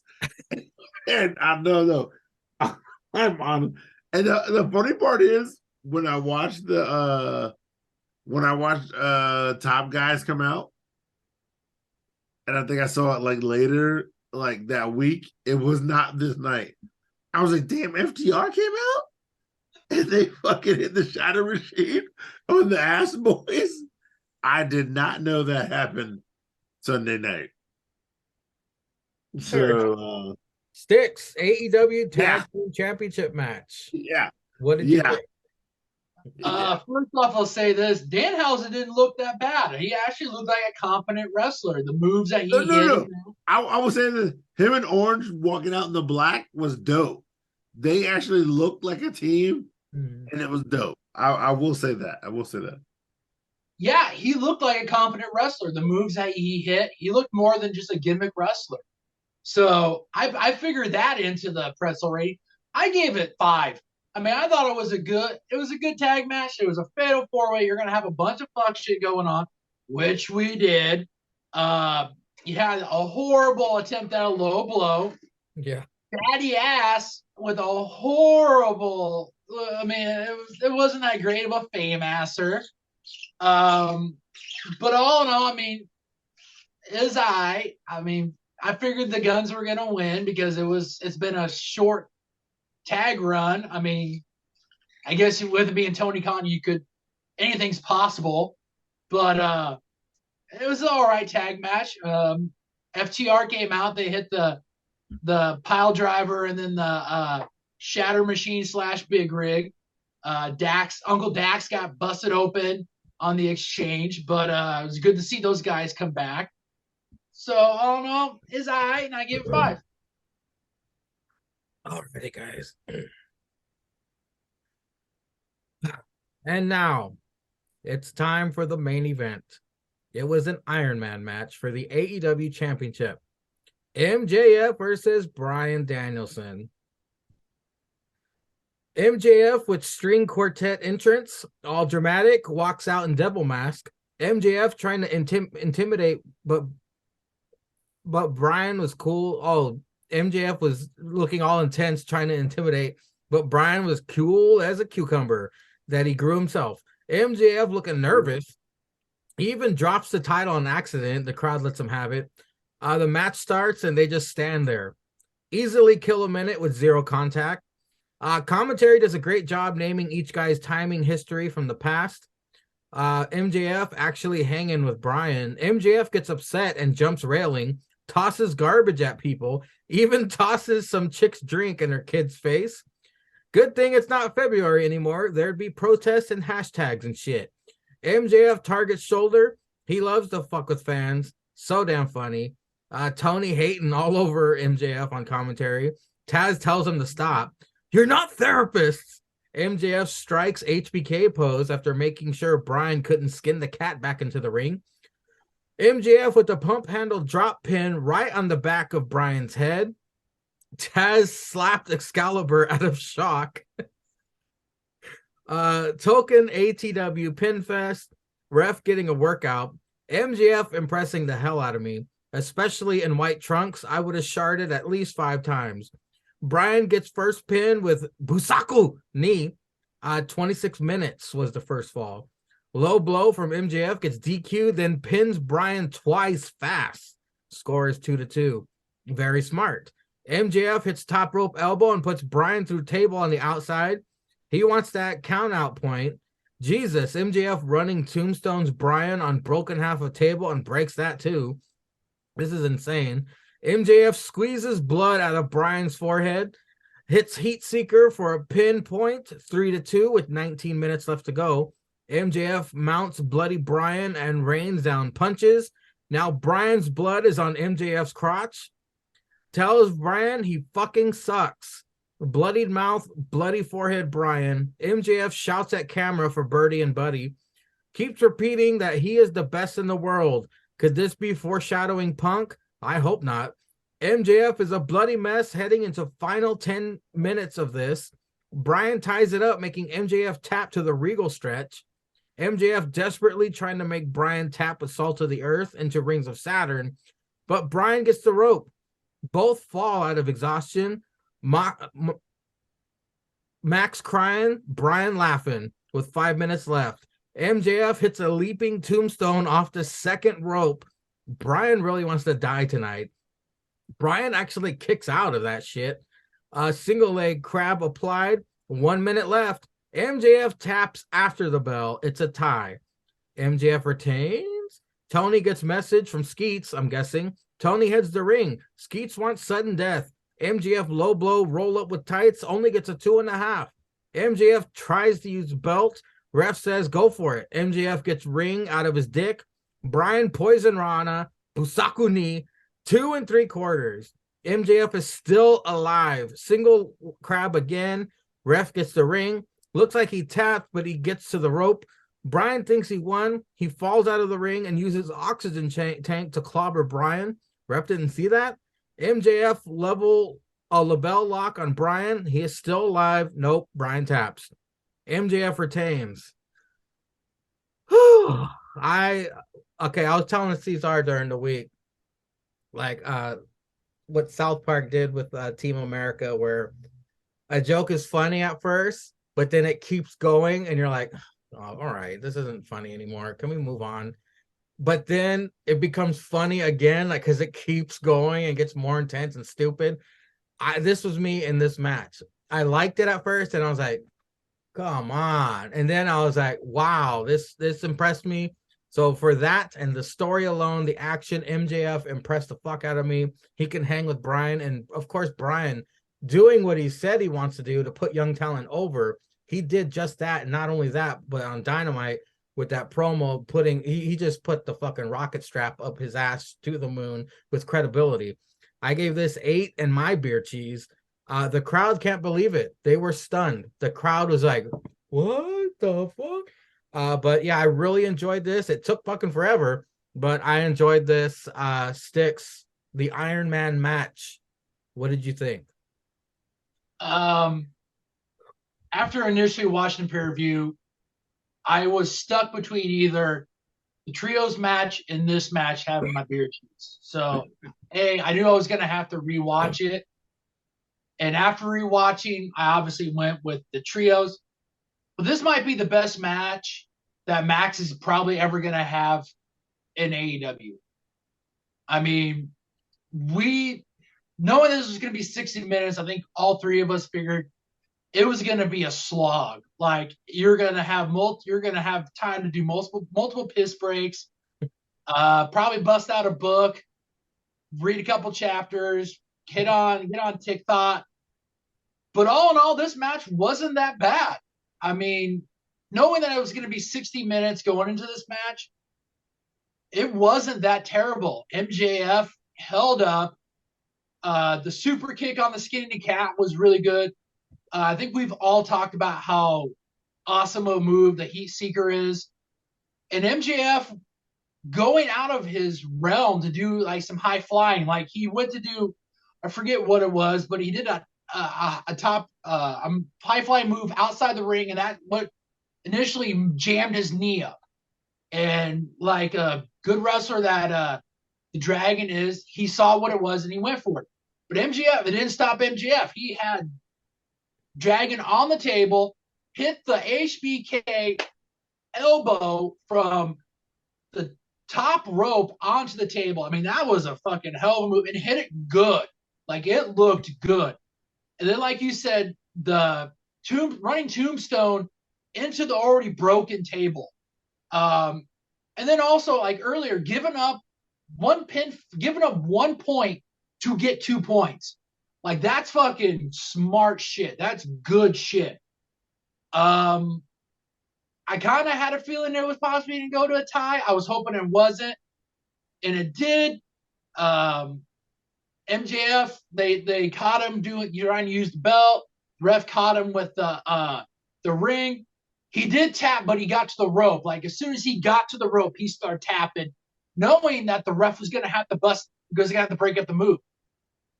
I mean, I thought that was good. Then they panned out. They showed him outside the ring, oxygen tank. You knew what was going to happen. He hit him, put the label lock on. Danielson disclosed on Wednesday, the thought process. He thought he was going to be able to get it, but then he tapped.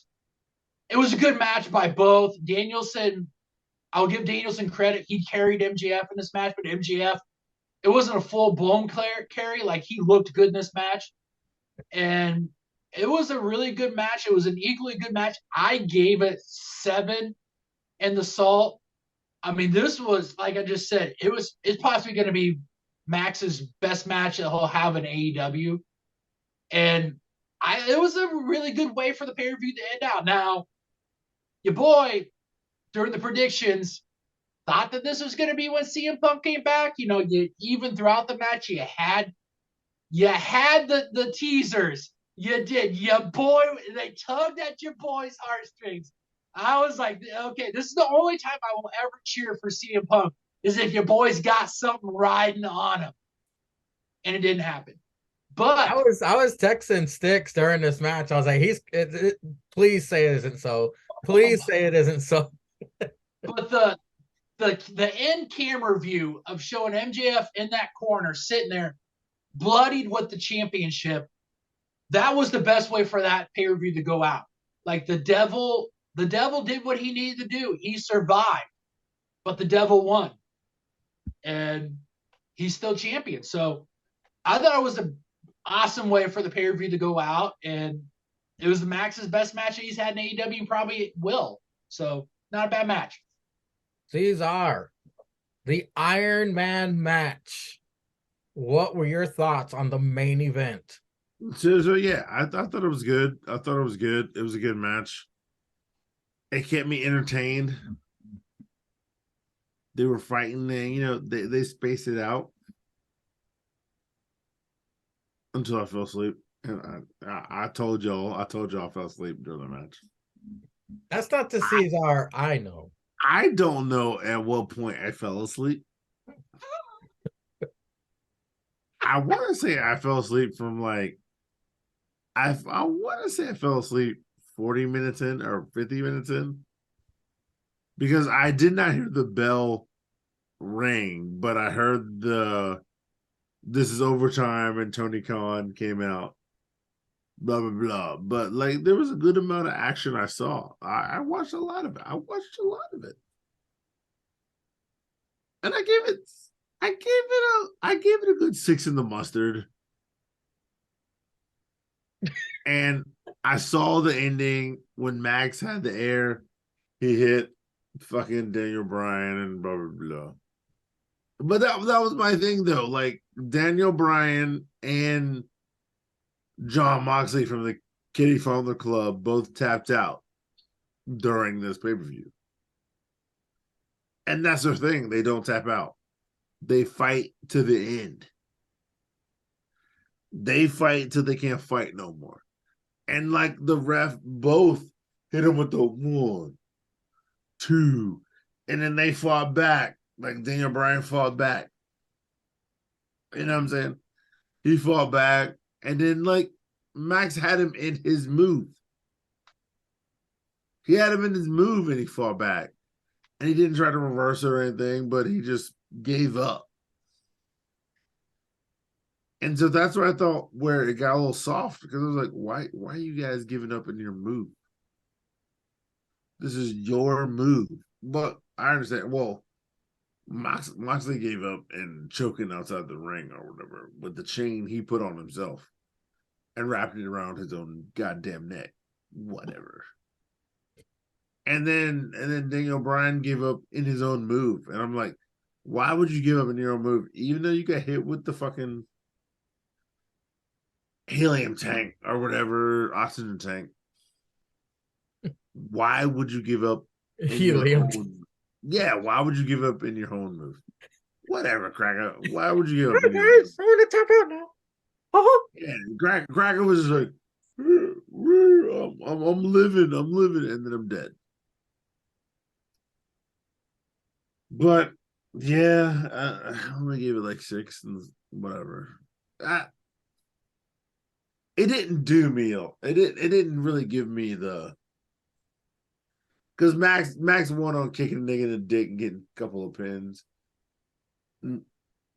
Daniel won on like really getting pins, and then he won. Then Max won on hitting him with the tank, which I thought was genius. Genius. You hit him with the tank, and then you go for the fuck shit, and then you don't get the fuck shit, but you get the I'm not gonna quit, and then quit. And that's what kind of took it out of me. Because it was like, you get hit with the fuck shit. You have the opportunity to lose on the fuck shit. But nah, he put me in my own move. 1, 2, and then bring it back up. And then I'm in it. And now I'm not. What the fuck, bitch? So yeah. Well, there you have it, ladies and gentlemen. We got through Revolution. In conclusion, I don't feel like it was a waste of money. So I don't feel as stupid because it did have its parts. It had its moments where it's like, all right, fucking Saraya. All right, come on, let's go. But it had its moments. I liked it. It's my first AEW pay-per-view in a while. So it wasn't bad. It wasn't bad. It was a waste of money. But we are going to take a little break right now, and we'll be back with a roadblock. And now it's time to talk about the A show of the week, NXTs Roadblock, which is living up to its name as the shittiest pay-per-view premium live event TV special of them all. We kick things off immediately with Tiffany Stratton. She has a Tiffany epiphany, multiple epiphanies. She breaks down the card. She will be watching the main event closely. Toodles! We kick things off with the jailhouse street fight. It's Tony D with Stacks versus Dijak. Dijak immediately takes out Sticks. Takes out Stacks. Armed with a nightstick. Vic and Book reference the Big Boss Man. Big ups to Ray Trailer. The War Games cage they are supposed to lock each other in looks very flimsy, like you could just toss it over your head. Dijak keeps fucking up Stacks. Everything's legal here. Chairs all over the damn place. Tony suplexing Dijak off the top rope on the chairs and shit. We do get a commercial picture-in-picture. A table is set up. Dijak puts Tony's fat ass on the table. It's barely hanging on with just him laying on it. I don't know if you noticed that. That fucking table was like, that table was hurry. That table was like, that table needs a raise. The book says it's traumatizing to be locked in a jail cell. Book, you are 1000% correct. Dijak flies off a top rope, elbow drops Tony through table. Dijak grabs Stacks while being shoved in cage and dares Tony to close the door. Dijak kicks door in Tony's face. Then spinning boot takes out Stacks. Tony sees red and beats the shit out of Dijak.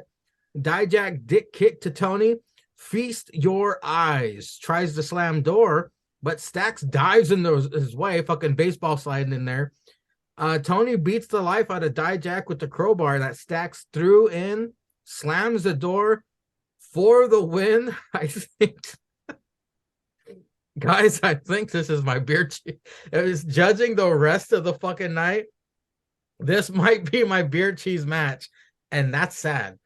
I mean, it wasn't a bad match though. I gave 6 pretzels and the beer cheese from me. Caesar, the jailhouse street fight kicked off Roadblock. What did you think? Yeah, these two crackers went all out, man. There was tables, ladder, not ladders. There was table, chairs, and shark cages. Oh my. And yeah, they pulled all out. Yeah, Dijak with the elbow drop off the top to the table. Dijak was fighting. It was a 2-on-1. Yeah. If you really want to be real, Dijak was fighting a 2-on-1. And he was doing work, doing dirt the whole fucking match. And he had to fight everybody on it. And you know what? I'm not mad at you, Sangria, because I gave this match the beer cheese as well, because yeah. And I hate to give a gimmick match to the beer cheese, as you know, because I love to give it to a regular match. But this gimmick match was the best match of the night. It was. These guys showed out everything they had. It wasn't that it was a gimmick match, but I think it was kind of because it was a 2-on-1 match, but it felt like it could go either way. Dijak, even though it was a 2-on-1 match, it felt like he was winning most of the match. He was putting Tony, he was putting the underboss, the ringer. He was throwing the underboss over the match, everything. So yeah, I gave it 7 in the beer cheese, and I thought it was the best match of the night. But yeah, I thought it was pretty good. Sticks, jailhouse street fight kicks off the night. What'd you think? Well, gentlemen, NXT does have a reputation of starting off matches with bangers. And, well, this was a banger. And unfortunately, it was the only banger of a match. Both guys gave it, like you guys said, Dijak it was a 2-on-1. But yet you still kind of found yourself rooting. I mean, I don't know if it was just me, but still kind of found yourself rooting for Tony D. The underboss, Stacks, showing what? Yeah, Stacks. No. I was actually rooting for Dijak because it was a 2-on-1. This, when it comes to premium live events or TV specials, Dijak shows up. Like during these events, he shows up. Yeah. Stacks, but it was a 2-on-1. I'm sorry, Sticks. It was a 2-on-1. No, and I was like, damn. I was like, how is Dijak going to pull this off? And for the most of it, I felt like he was in control, even though it was a 2-on-1. I felt like he was. I was like, damn, yeah, he's throwing Stacks over the guardrail. He's whooping on Tony D. He hit Tony D with the elbow through the table. Stacks, he's putting out, throwing him in. And I was like, damn, Dijak. And that was a lot of time I was like, Dijak is really going to pull this off. And then we got to like the last 3 minutes, and I was like, oh, this nigga going to lose. He going to lose. All right, Sticks, go ahead, finish your thoughts. Yeah. Just from 1,000-foot view, like you just remembered all the stuff that Dijak did to them. Like he kidnapped Stacks. Like there's a reason why it was like a 2-on-1, because Dijak showed up and he basically took took out Tony D. Like he was trying to pick him apart. So I thought it was that's the reason why I was kind of rooting for him. You saw the loyalty that Stacks had. I guess if anything, I was kind of hoping maybe when Dijak had him in the cage, I was hoping that the underboss was gonna say, go ahead and shut the cage, like go ahead, like he would sacrifice himself. And then you found out later in match he did sacrifice himself, throwing himself in between the door and the cage. Like you guys, this was my beer cheese match of the night too, just because this was the highest of the high. And unfortunately, it was the beginning match. Like Cesar, I gave it 7 in the beer cheese. Tony D, I mean, I think he's got momentum. I think they're high on him. He probably would have been North American champion sooner if he didn't have that, well, I think that ankle or that heel injury. I still think they're high on him. And I think this is the build towards this is either the build or we're in the middle of the build to get him to become North American champion. And I mean, we had talked about it earlier. Dijak just got here and he's collecting a lot of L's more than he's collecting dubs. But I think he's, like Cesar said, he's that good enough that you can put him on premium live events and he's going to show out. So I think the dubs can come. Like they will come and they will happen like back to back to back to back. So hell of a start. NXT's good at that. And for me, 7 in the beer cheese.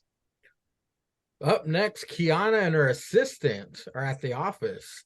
Briggs walks in. Roses are on the desk. Kiana doesn't let Briggs read the card on the roses. Kiana does want to make everything right. Briggs says you got to take the lead on that. Kiana agrees. That bitch cheating, and I called it from the start, motherfuckers. I called it from the start. Anyway, Gallus and Pretty Deadly segment. Pretty Deadly on balcony. Pretty Deadly say that Gallus ruined their lives. Gallus throws down the gauntlet. Brawl ensues. One-sided. Gallus whoop up on them. The crowd was absolutely dead for this entire segment, which makes me sad. Sticks. Oh, wait. Dragunov's response video promo to JD. And Dragon Lee was in the crowd.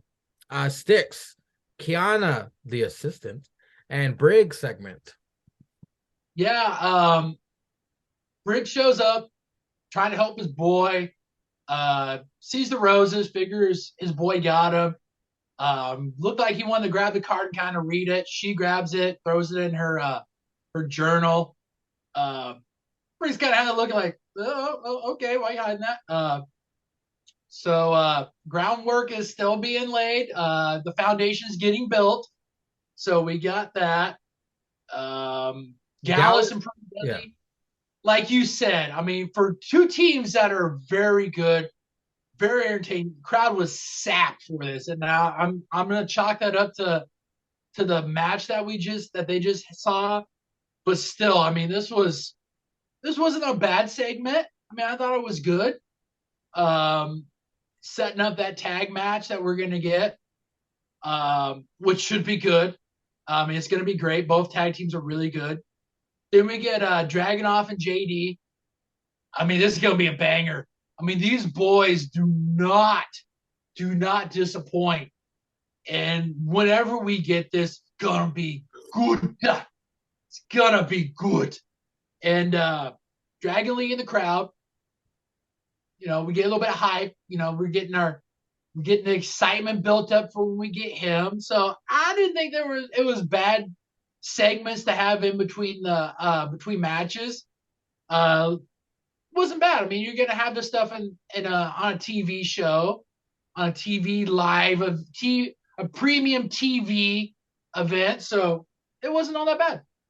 I'm so glad the crowd reacted for Dragon Lee. If they would have been as silent as they were in the earlier segment, I would have been like, my God, he's dead on arrival. Get them the fuck out of Florida. Get them out of Florida. Start traveling to actually get people to actually give a fuck, because you do get this with the TV segments that they're just dead for. It's like, come on, guys. Seriously, you fucking live fucks. Come on. They're getting in there for free too. They can't fucking cheer. Show some enthusiasm, for Christ's sake. Oh shit. Cesar, Kiana, and the assistant with Briggs segment. What'd you think? We all know. We only care about the assistant. We only care about the assistant Yeah, Brains can talk whatever the fuck he wants to talk about.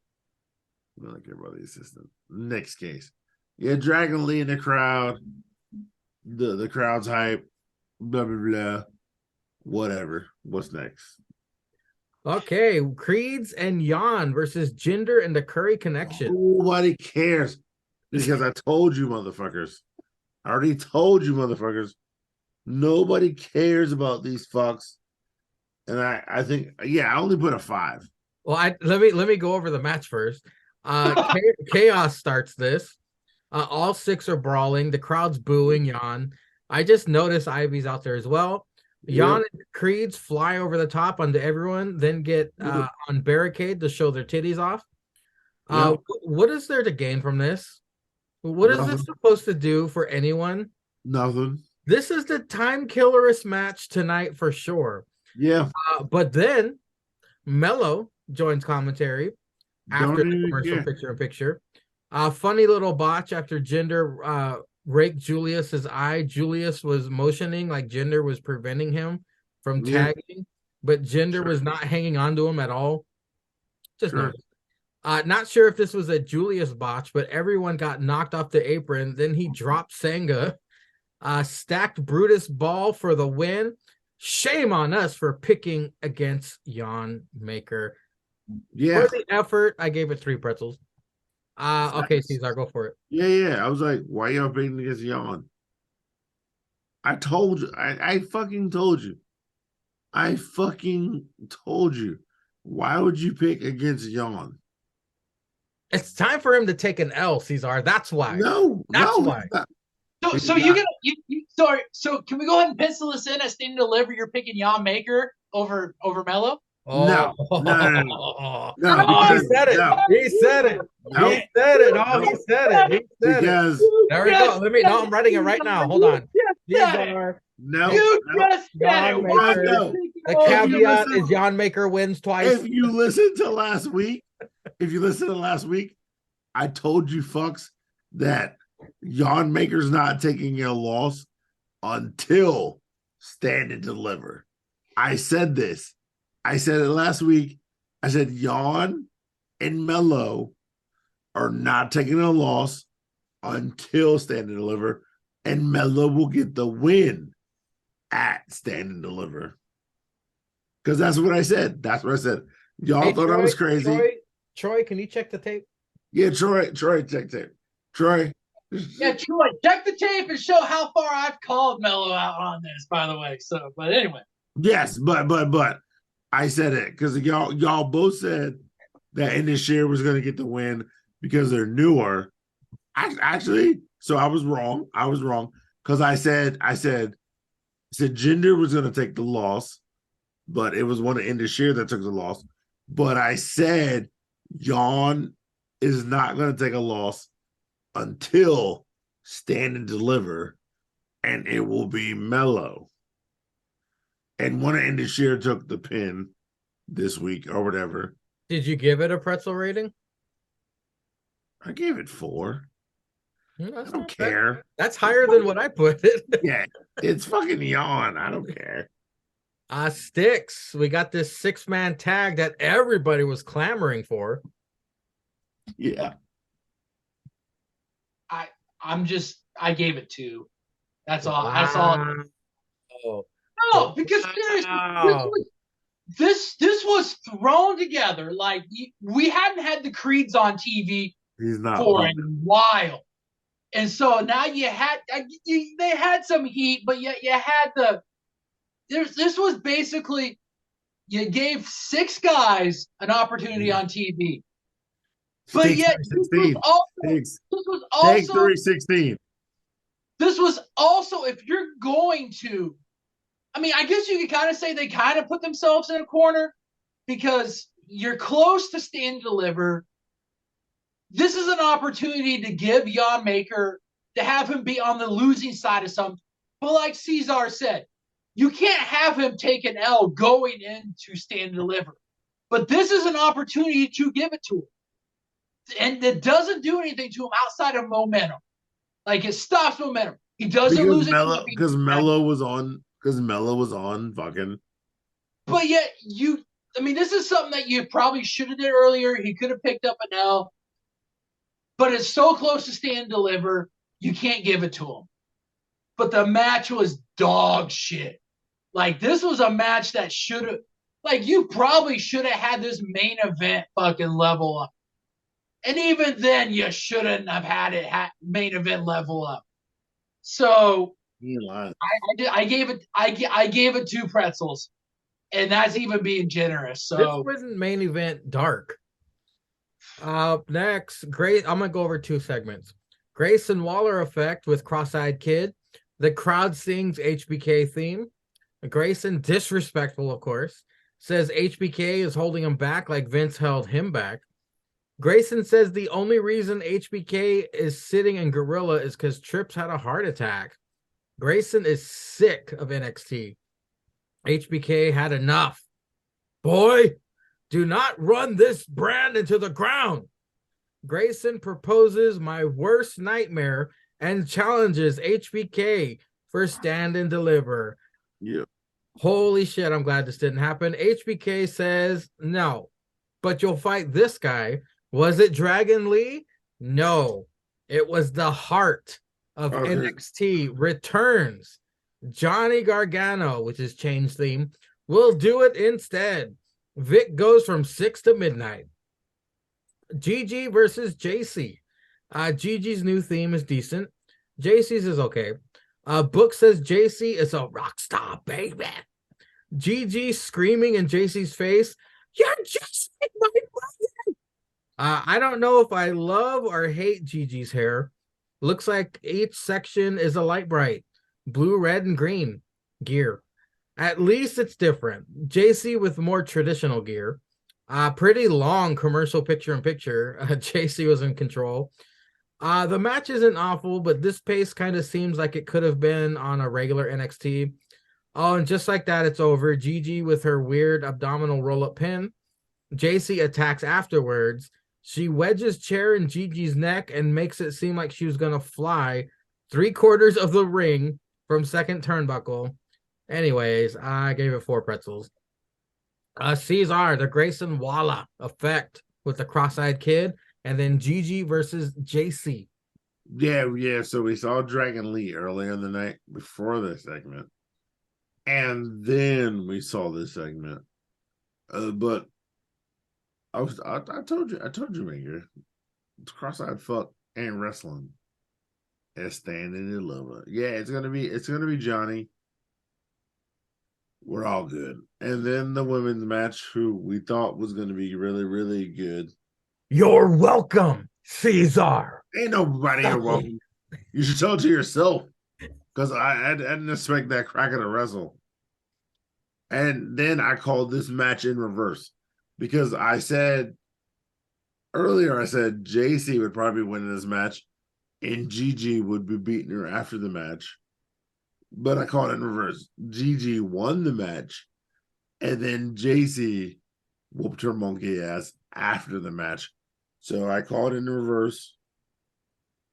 But it still wasn't great. It wasn't great. I only gave it like 5 stars. 5 pretzels. Whatever. He got the Lucky Charms out. He goes, hold on, let's see. 1, 2, Yeah. What? Oh, pretzels? Oh, sorry. Yeah, it was better than that bullshit Yawn Maker match beforehand. That's true. But I mean, it was a good wrestling match, but she beat her with the most deadly wrestling move in all sports entertainment. Nobody cares when you win with the most deadliest move in all sports entertainment. So I only gave it a 5. I only gave it a 5. It was better. It was definitely better than that Yawn Maker match, but it wasn't super great. So, unfortunately, that's going to be the theme of this roadblock. Yeah. The Grayson Waller effect with the cross-eyed kid, and then Gigi versus JC. Yeah, the Grayson Waller effect wasn't that bad. Grayson taking the little digs, the little barbs at Sean.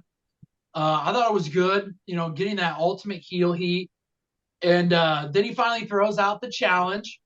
the nightmare that we all thought was possibly going to happen. He throws it out there. We don't get it. Instead, we get Johnny wrestling, which we kind of forgot that there is a little bit of backstory to this. Like Grayson, what he did to Johnny before he went up to Raw. I mean, this was good. I like this. The groundwork is there. The foundation is led there for a match, and Sean picked him. And so we have a story. This all intertwines together. There's a reason for this match to happen, and I'm not mad at it. I thought it was a good segment. Was there a little bit in you, thinking that Ciampa was going to come out? Was there a little bit? I thought for sure, man. I wasn't thinking of him just because I just don't. I mean, we hadn't heard anything about his injury. Like I think Ciampa posted some on Instagram like maybe a month or two ago. But I mean, I think that's something that we're gonna get before WrestleMania or the Raw after. So, but I mean, when they had Johnny's music hit, I wasn't surprised because of the back history for this. So I wasn't mad at it. Ciampa would have been cool. I don't know if it would have been. It might have been as big. I don't know if it would have been bigger. But I mean, I wasn't mad at it. FYI, I always have Ciampa in the mind. Just saying. Yeah, but DIY. I mean, it's Johnny. But then we got the disrespect of the 5 seconds of Gigi's music. We go to commercial and we come back. She's sitting in the corner. That's when I was worried. I was like, oh, you guys are disrespecting her. And I picked her to win. Fuck, this might not go the way I think it's going to go. Gigi or JC? What? It was JC in the corner, wasn't it? No, Gigi. No. Gigi came out first. Oh, Gigi was out first. Okay. Yeah, that's why I was worried because I picked Gigi and I was like, they're disrespecting her by giving her 5/6 of her teeth on. That's when I get overconfident because everybody on the shit Tuesday, whoever came out first won. Because Tony D came out first. Fucking the faces came out first. And then I was like, oh, Gigi came out first. And they barely played her music. And JC came out. I was like, oh shit. We about to. I was like, me and Mangria about to come up on Tuesday. But not fucking Sunday. And I was like, all right. And then Gigi won. I was like, this is bullshit. But no, I was legit worried because I was like, oh fuck, they came back from commercial and she's already out there. I was like, fuck. Yeah. But I mean, like you said, it is all right match. I mean, I gave it 4. I mean, obviously, these girls walking, Gigi sitting, coming back from commercial, and her already out there, and JC walking to the ring, already beat the Jan Maker Creed Indusher match. I mean, that already beats it. I mean, it was kind of underwhelming. I mean, I think we all know that both these girls can go in the ring, and it didn't really give us anything at the moment. Yeah. I mean, unless we're going to get a build to Stand and Deliver and we're going to get something bigger, or if we're going to get it maybe NXT before Stand and Deliver, I don't know. But I mean, it was kind of underwhelming. And it was better than a Jan Maker match. This 10 out of 10, this match is going to beat Jan Maker. Unless you got Dragunov and JD in the match. But I gave this 4. It was all right, but it was kind of underwhelming. Exactly. BJ and Fallon in the locker room. Group hug because Briggs says it's all smooth now. Kiana calls Jensen. Jensen tries to be smooth. Fallon still suspects cheating because of the roses. 99 problems. But that's what Book said. Bitch ain't one. Jan Maker out, calls out Mello out, hypes up crowd, turtleneck. They've been watching each other. They acknowledge the main event for Stand and Deliver. All this was just for the video package they're gonna put together in a couple weeks for the match, which I appreciate and understand. I don't care. Tyler, which really? For this hold on, let me get this one out real quick. Yeah, Tyler Great meditating with Thea Hell. Really, he's just stamping his place in line for that snooze. Andre and Duke approach. Duke thinks that is snake oil. Sticks, BJ and Fallon in the locker room. Wait, we're gonna talk about this? What? We're actually gonna talk about this. Sticks, BJ and Fallon in the locker room. Yeah, she's 0 for 1. Fallon's 0 for 1 on thinking on this, but is she really 0 for 1? Because the look that Jensen kind of gave when talking about the flowers, who cares about what's on her desk? Playboy, you need to worry about what's on that desk because those flowers, you might as well went ahead and put a hard cock on the desk because you ain't the only one. You ain't the only one in that ballpark of Kiana. But I mean, we got a little bit of maybe cheating. Got a little bit of cheating, maybe. Got a little bit. And the yoga session that we had with Tyler the Great and Thea, you damn right. He laying that groundwork. He gonna add another notch to the bedpost. So you better watch out, cause Thea gonna be cheering Tyler. You bait you. She gonna be showing up wearing a Tyler Driver shirt. So you better watch out, boys. He laying that groundwork. More like Tyler D. Caesar. BJ and okay, what do you want to comment? Okay, what do you want to comment then on BJ Fallon, Jan Maker? Who gives a shit? Okay, Jan Maker, Mello, Tyler Gray. Yeah, who gives a shit? Look, we all know he's gonna fuck the assistant. Yes, and it don't matter where Fallon's just gonna cry. Fallon is a jealous bitch, just like Mangria. She's going to try to keep finding fault. And there's going to be no fault. So eventually... Keep waxing. I go to the bathroom, boys. Eventually, Jensen is going to be like, well, I'm going to fuck the assistant. Because this bitch is cheating on me. He's going to fuck the assistant. Is your... And to you people watching, I sent a video to the DMs. And Mangria was like, is that the assistant? And he sent the heart eyes back so fucking fast. I would throw Tiffany Stratton in a wood chipper to get to that fucking assistant, man. My God. Yeah. Woo! Yeah. Woo! He didn't know. Woo! He didn't know. I'm getting the vapors. Hey, I was trying to tell the man himself. This is the assistant. Yo, he would shoot Tiffany Stratton in the chest 18 times and throw her in the wood chipper to get to the assistant. Tell him, Sangria. Just to have her sit on my head and fart on me, I would take Tiffany Stratton's ancestors, dig them up, dig them motherfuckers up, get the kerosene, pour it all over, light that some bitch up, just for a whiff of her gas. I would do all of that. Tiffany Stratton is dead to me. If I could just get a little piece of that assistant. That's what I'm trying to tell you. The assistant is fine as shit. Yeah. Jensen wasting his time. He wasting his time. I don't even know what happened after that bullshit.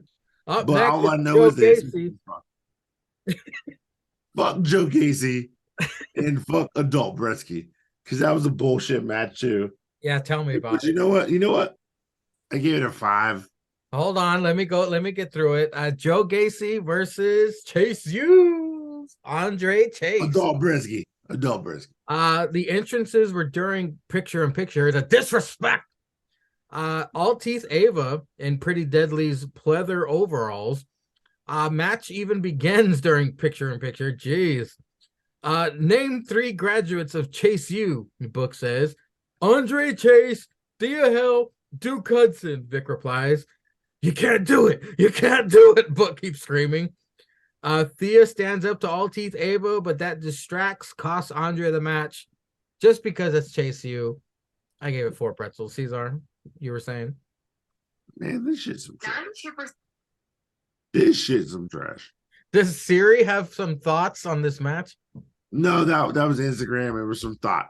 Oh. So, but yeah, she said it was trash too. I gave this shit a 4. I gave this shit a 4 in the flow for whatever went on because yeah, it didn't impress me. It didn't disappoint me, but it didn't impress me. So I gave it a 4 in the flow. We had some Isla and Alba dumb shit. Thea celebrates overcoming her fears. Andre is proud. Duke says they're all losers and a joke. Kinsey and West backstage. Axiom approaches, challenges West next week for the North American Championship, and that match alone will be better than this entire fucking show. And I'm just going to tell you, I didn't rate anything backstage because I don't care. Nobody does. Sticks. We got Gacy versus Andre. Gentlemen, I believe you two gave it 4. Yeah, we're 4 on the board. I gave this 4. I mean, they should have had a Wesley United States or North American Championship Open Challenge match on this card because that probably would have been way better than any of the matches outside of the opener. I mean, backstage stuff, it was all right. I mean, Duke, they're still building the turn. We didn't get Duke turning on Andre Chase. Hell, we didn't even get Thea turning. I mean, she got her confidence back, I guess. But, I mean, this match was, this was okay. I mean, it adds another dub to Joe Gacy and Jism. But, I mean, it's all right. And we got, Wesley backstage talking about how tense, how big these open challenges have been. And they have been. They have been good.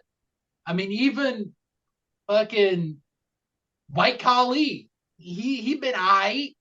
I mean, but if we can get Axiom and Wesley for that North American Championship, I mean, Wesley, he threw it in there. Hey, I hope you get there, but you gotta make it down in the ring before everybody else does.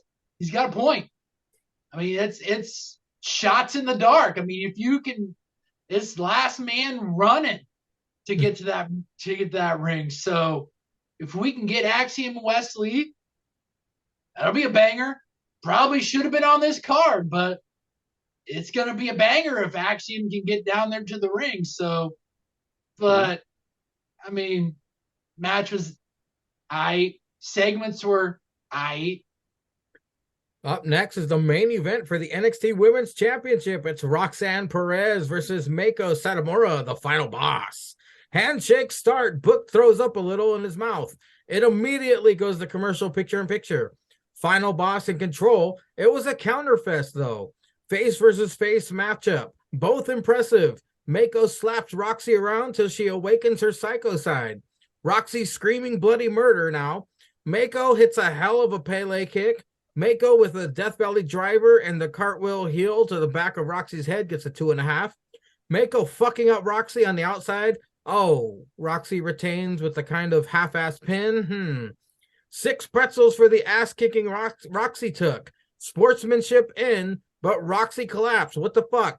Crowd is silent. What the hell is happening? Book gets in ring. Huh? Sticks, the main event.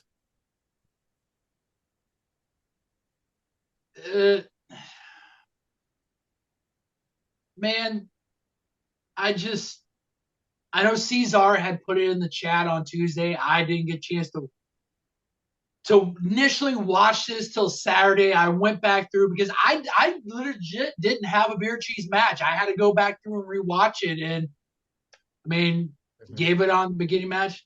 This, I would say, good thing this was on regular TV, but god damn, if NXT hadn't leading up to this, if they didn't put on better just better TV cards than this was grossly underwhelming for a TV event. Like, I mean, this is even an insult to the name Roadblock. I was hoping that this match was going to be the saving grace, and it really wasn't. I mean, this kind of let me down. And even saying that, oh, the final boss gave her everything she had, she endured it, and she collapsed. Did the final boss give her everything? Because I think the final boss in matches before this, you could have had her give her opponents everything before this. I gave this 4.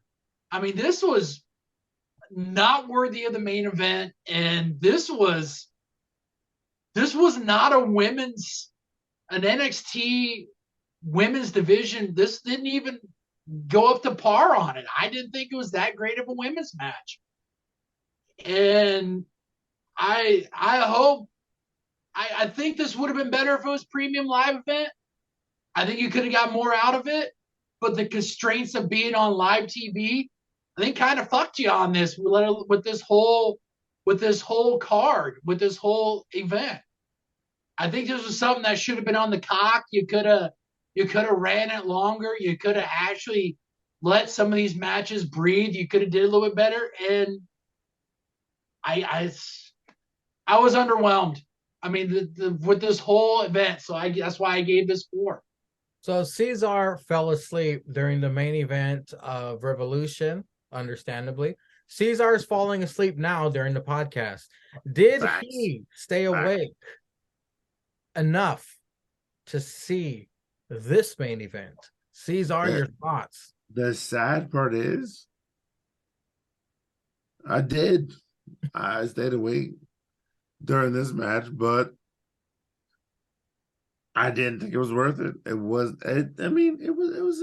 a good match, but it wasn't a great match. The final boss versus Roxanne Perez should have been a great match, but to me, it wasn't. It was like Stick said. It wasn't the best match of the night. It was kind of dry. Yeah, Roxanne was like powering up through the match or whatever, but it just didn't feel like it was fluid enough for me. So yeah, no, it was a better match than the other shits that were. So I gave it a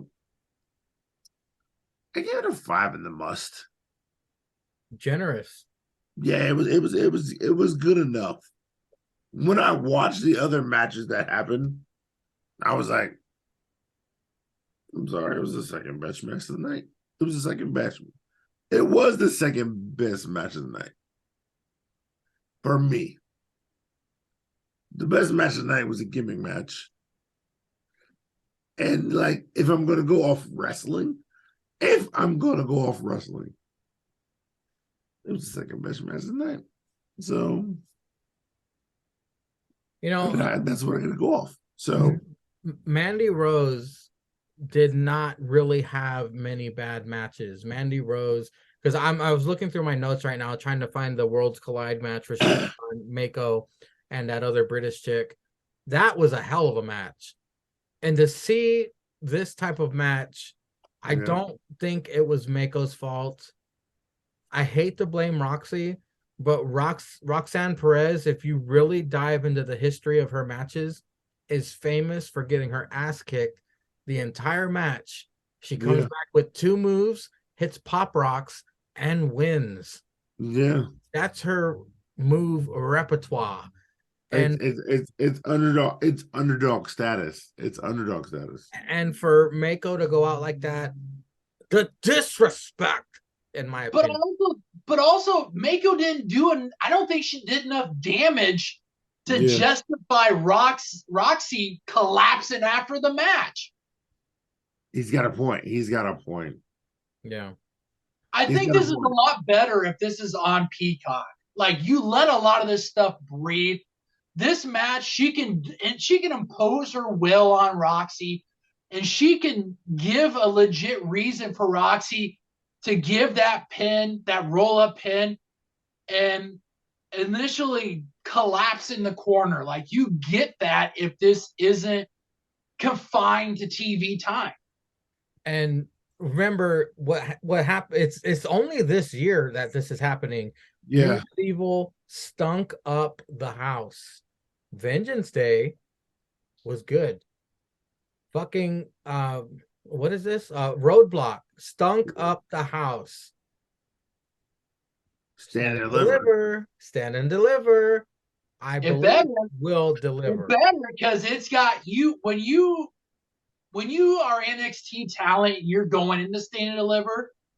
You better go out there damn well knowing you got to kill yourself because of just the history and the prestige of what NXT Stand and Delivers are, because you are setting the table to WrestleMania. Like, it's this, and then it's night 1 of WrestleMania. And a lot of people, including us, sometimes we pick out that Stand and Deliver kicks the dick off WrestleMania. Yeah, it's better than night 1. It's better than night 1. Yeah, and a lot of times it might be better than WrestleMania as a whole as a card. So, well, that being said, ladies and gentlemen, we did make a ton of predictions on last week's show. And what a fucking surprise. This motherfucker, Styx, wins yet again. So, Styx, I know you got some assignments for us that Cesar won't tweet about because he forgot. So go ahead and give us our next Styx assignments, please. Gentlemen, should we just go ahead and just retire me? I mean, I told you guys, this motherfucker, I was going to be insufferable. If I won this, I went against the EVPs. Whoa! First of all, you only won by like 3. Yeah. Yeah, you only won by like 3. Last time you won by like 6. But also too, I would hope that it was going to be close, because what was my caveats? I mean, you didn't hit any caveats, but they weren't low hanging fruits. Yeah, no, I hit caveats. I go for the fucking. Go for it. I hit my AEW caveat, and I didn't hit my NXT caveat. So let's be real. My NXT caveat was way out of there, and Dragon Lee was there. I should have hit that shit. But my NXT caveat was that I could have been like, Thea Hale was going to cost him the match, and she kind of did. But I also went with she was going to turn on him because of the way the promo. We know Thea Hale wasn't going to turn. We know. Well, the way that the promos were talking. All right, gentlemen. What's done is done. Styx, go ahead and give us our assignments before we go over 3 hours again. Yeah, hurry up. Well, gentlemen, like I had picked for you guys, what we are in the month of March. What is the month of March known for? Drunks. St. Patrick's Day. Thank you, Cesar. Well, gentlemen, we have had some Irish wrestlers in WWE. Cesar, I'm gonna save you for last because I think that it's befitting. I mean, I haven't seen your Black History tweets. I mean, they might be out there from Black History punishments. I mean, they might be out there. Maybe I was too busy liking corn star tweets and all that stuff. I mean, maybe I was just too drunk and I didn't see him. I don't know. I don't know. Maybe I missed him. But Mangria, I have 3 matches, and yours have a certain theme to them. So match number 1, we're going to go back to the year 2009 to No Way Out. In a match in particular, we're going to have Fit Finley versus Jack Swagger. Jesus Christ. Okay.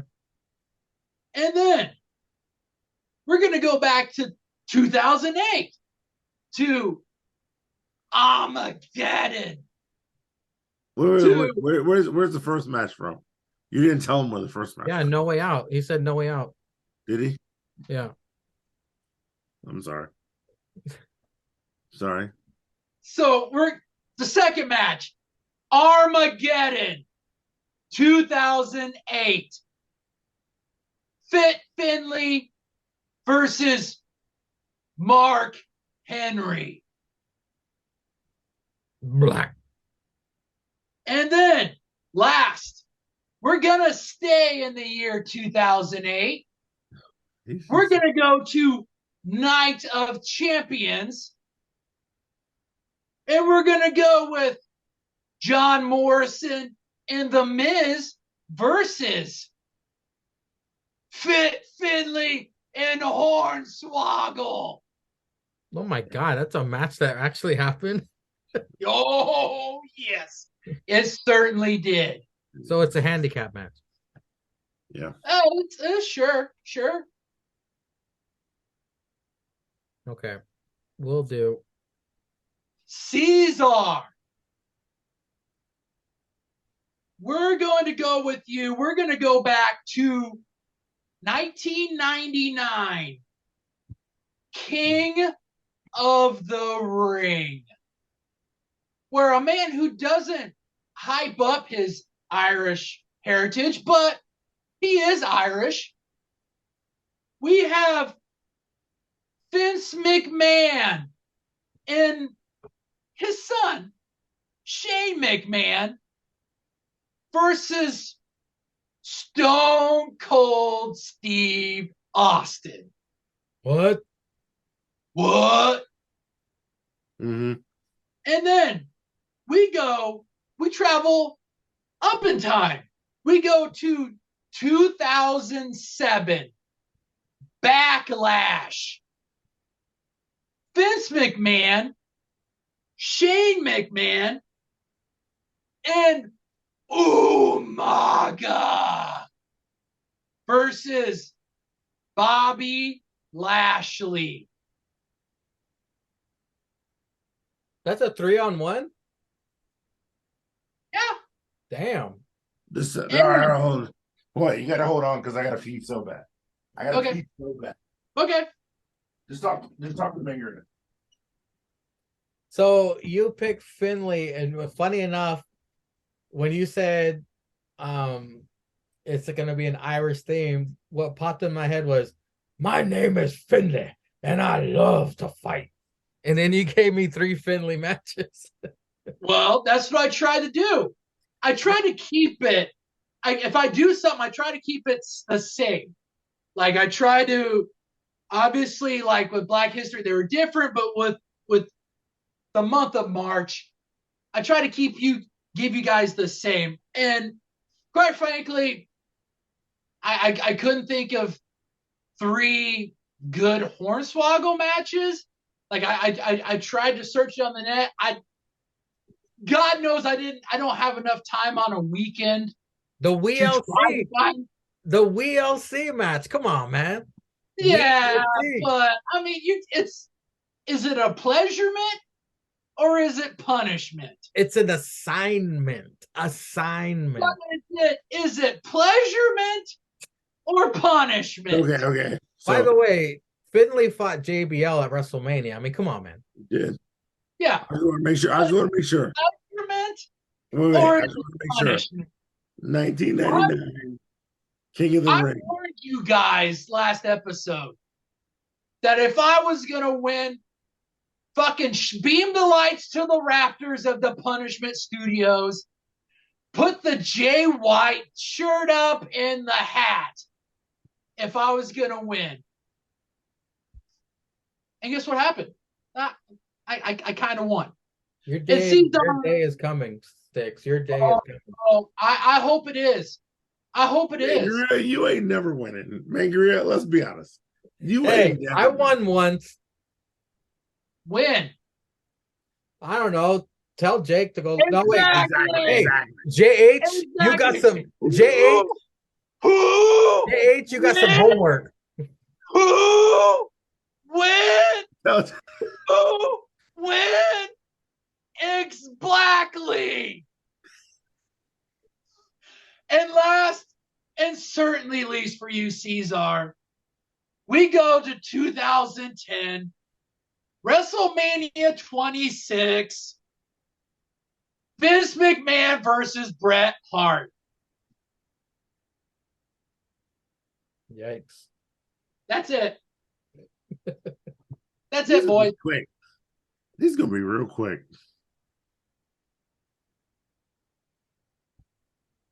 It could be depending on how much you have to drink before. I'm about to do these tonight because I'm off tomorrow. These just might be real quick.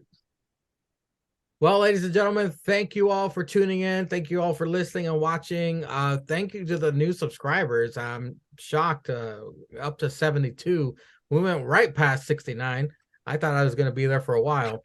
But thank you, ladies and gentlemen, for tuning in. We'll be here again next week if Cesar didn't die. And until next time, ladies and gentlemen, we always give that big ups to Stallion Pete.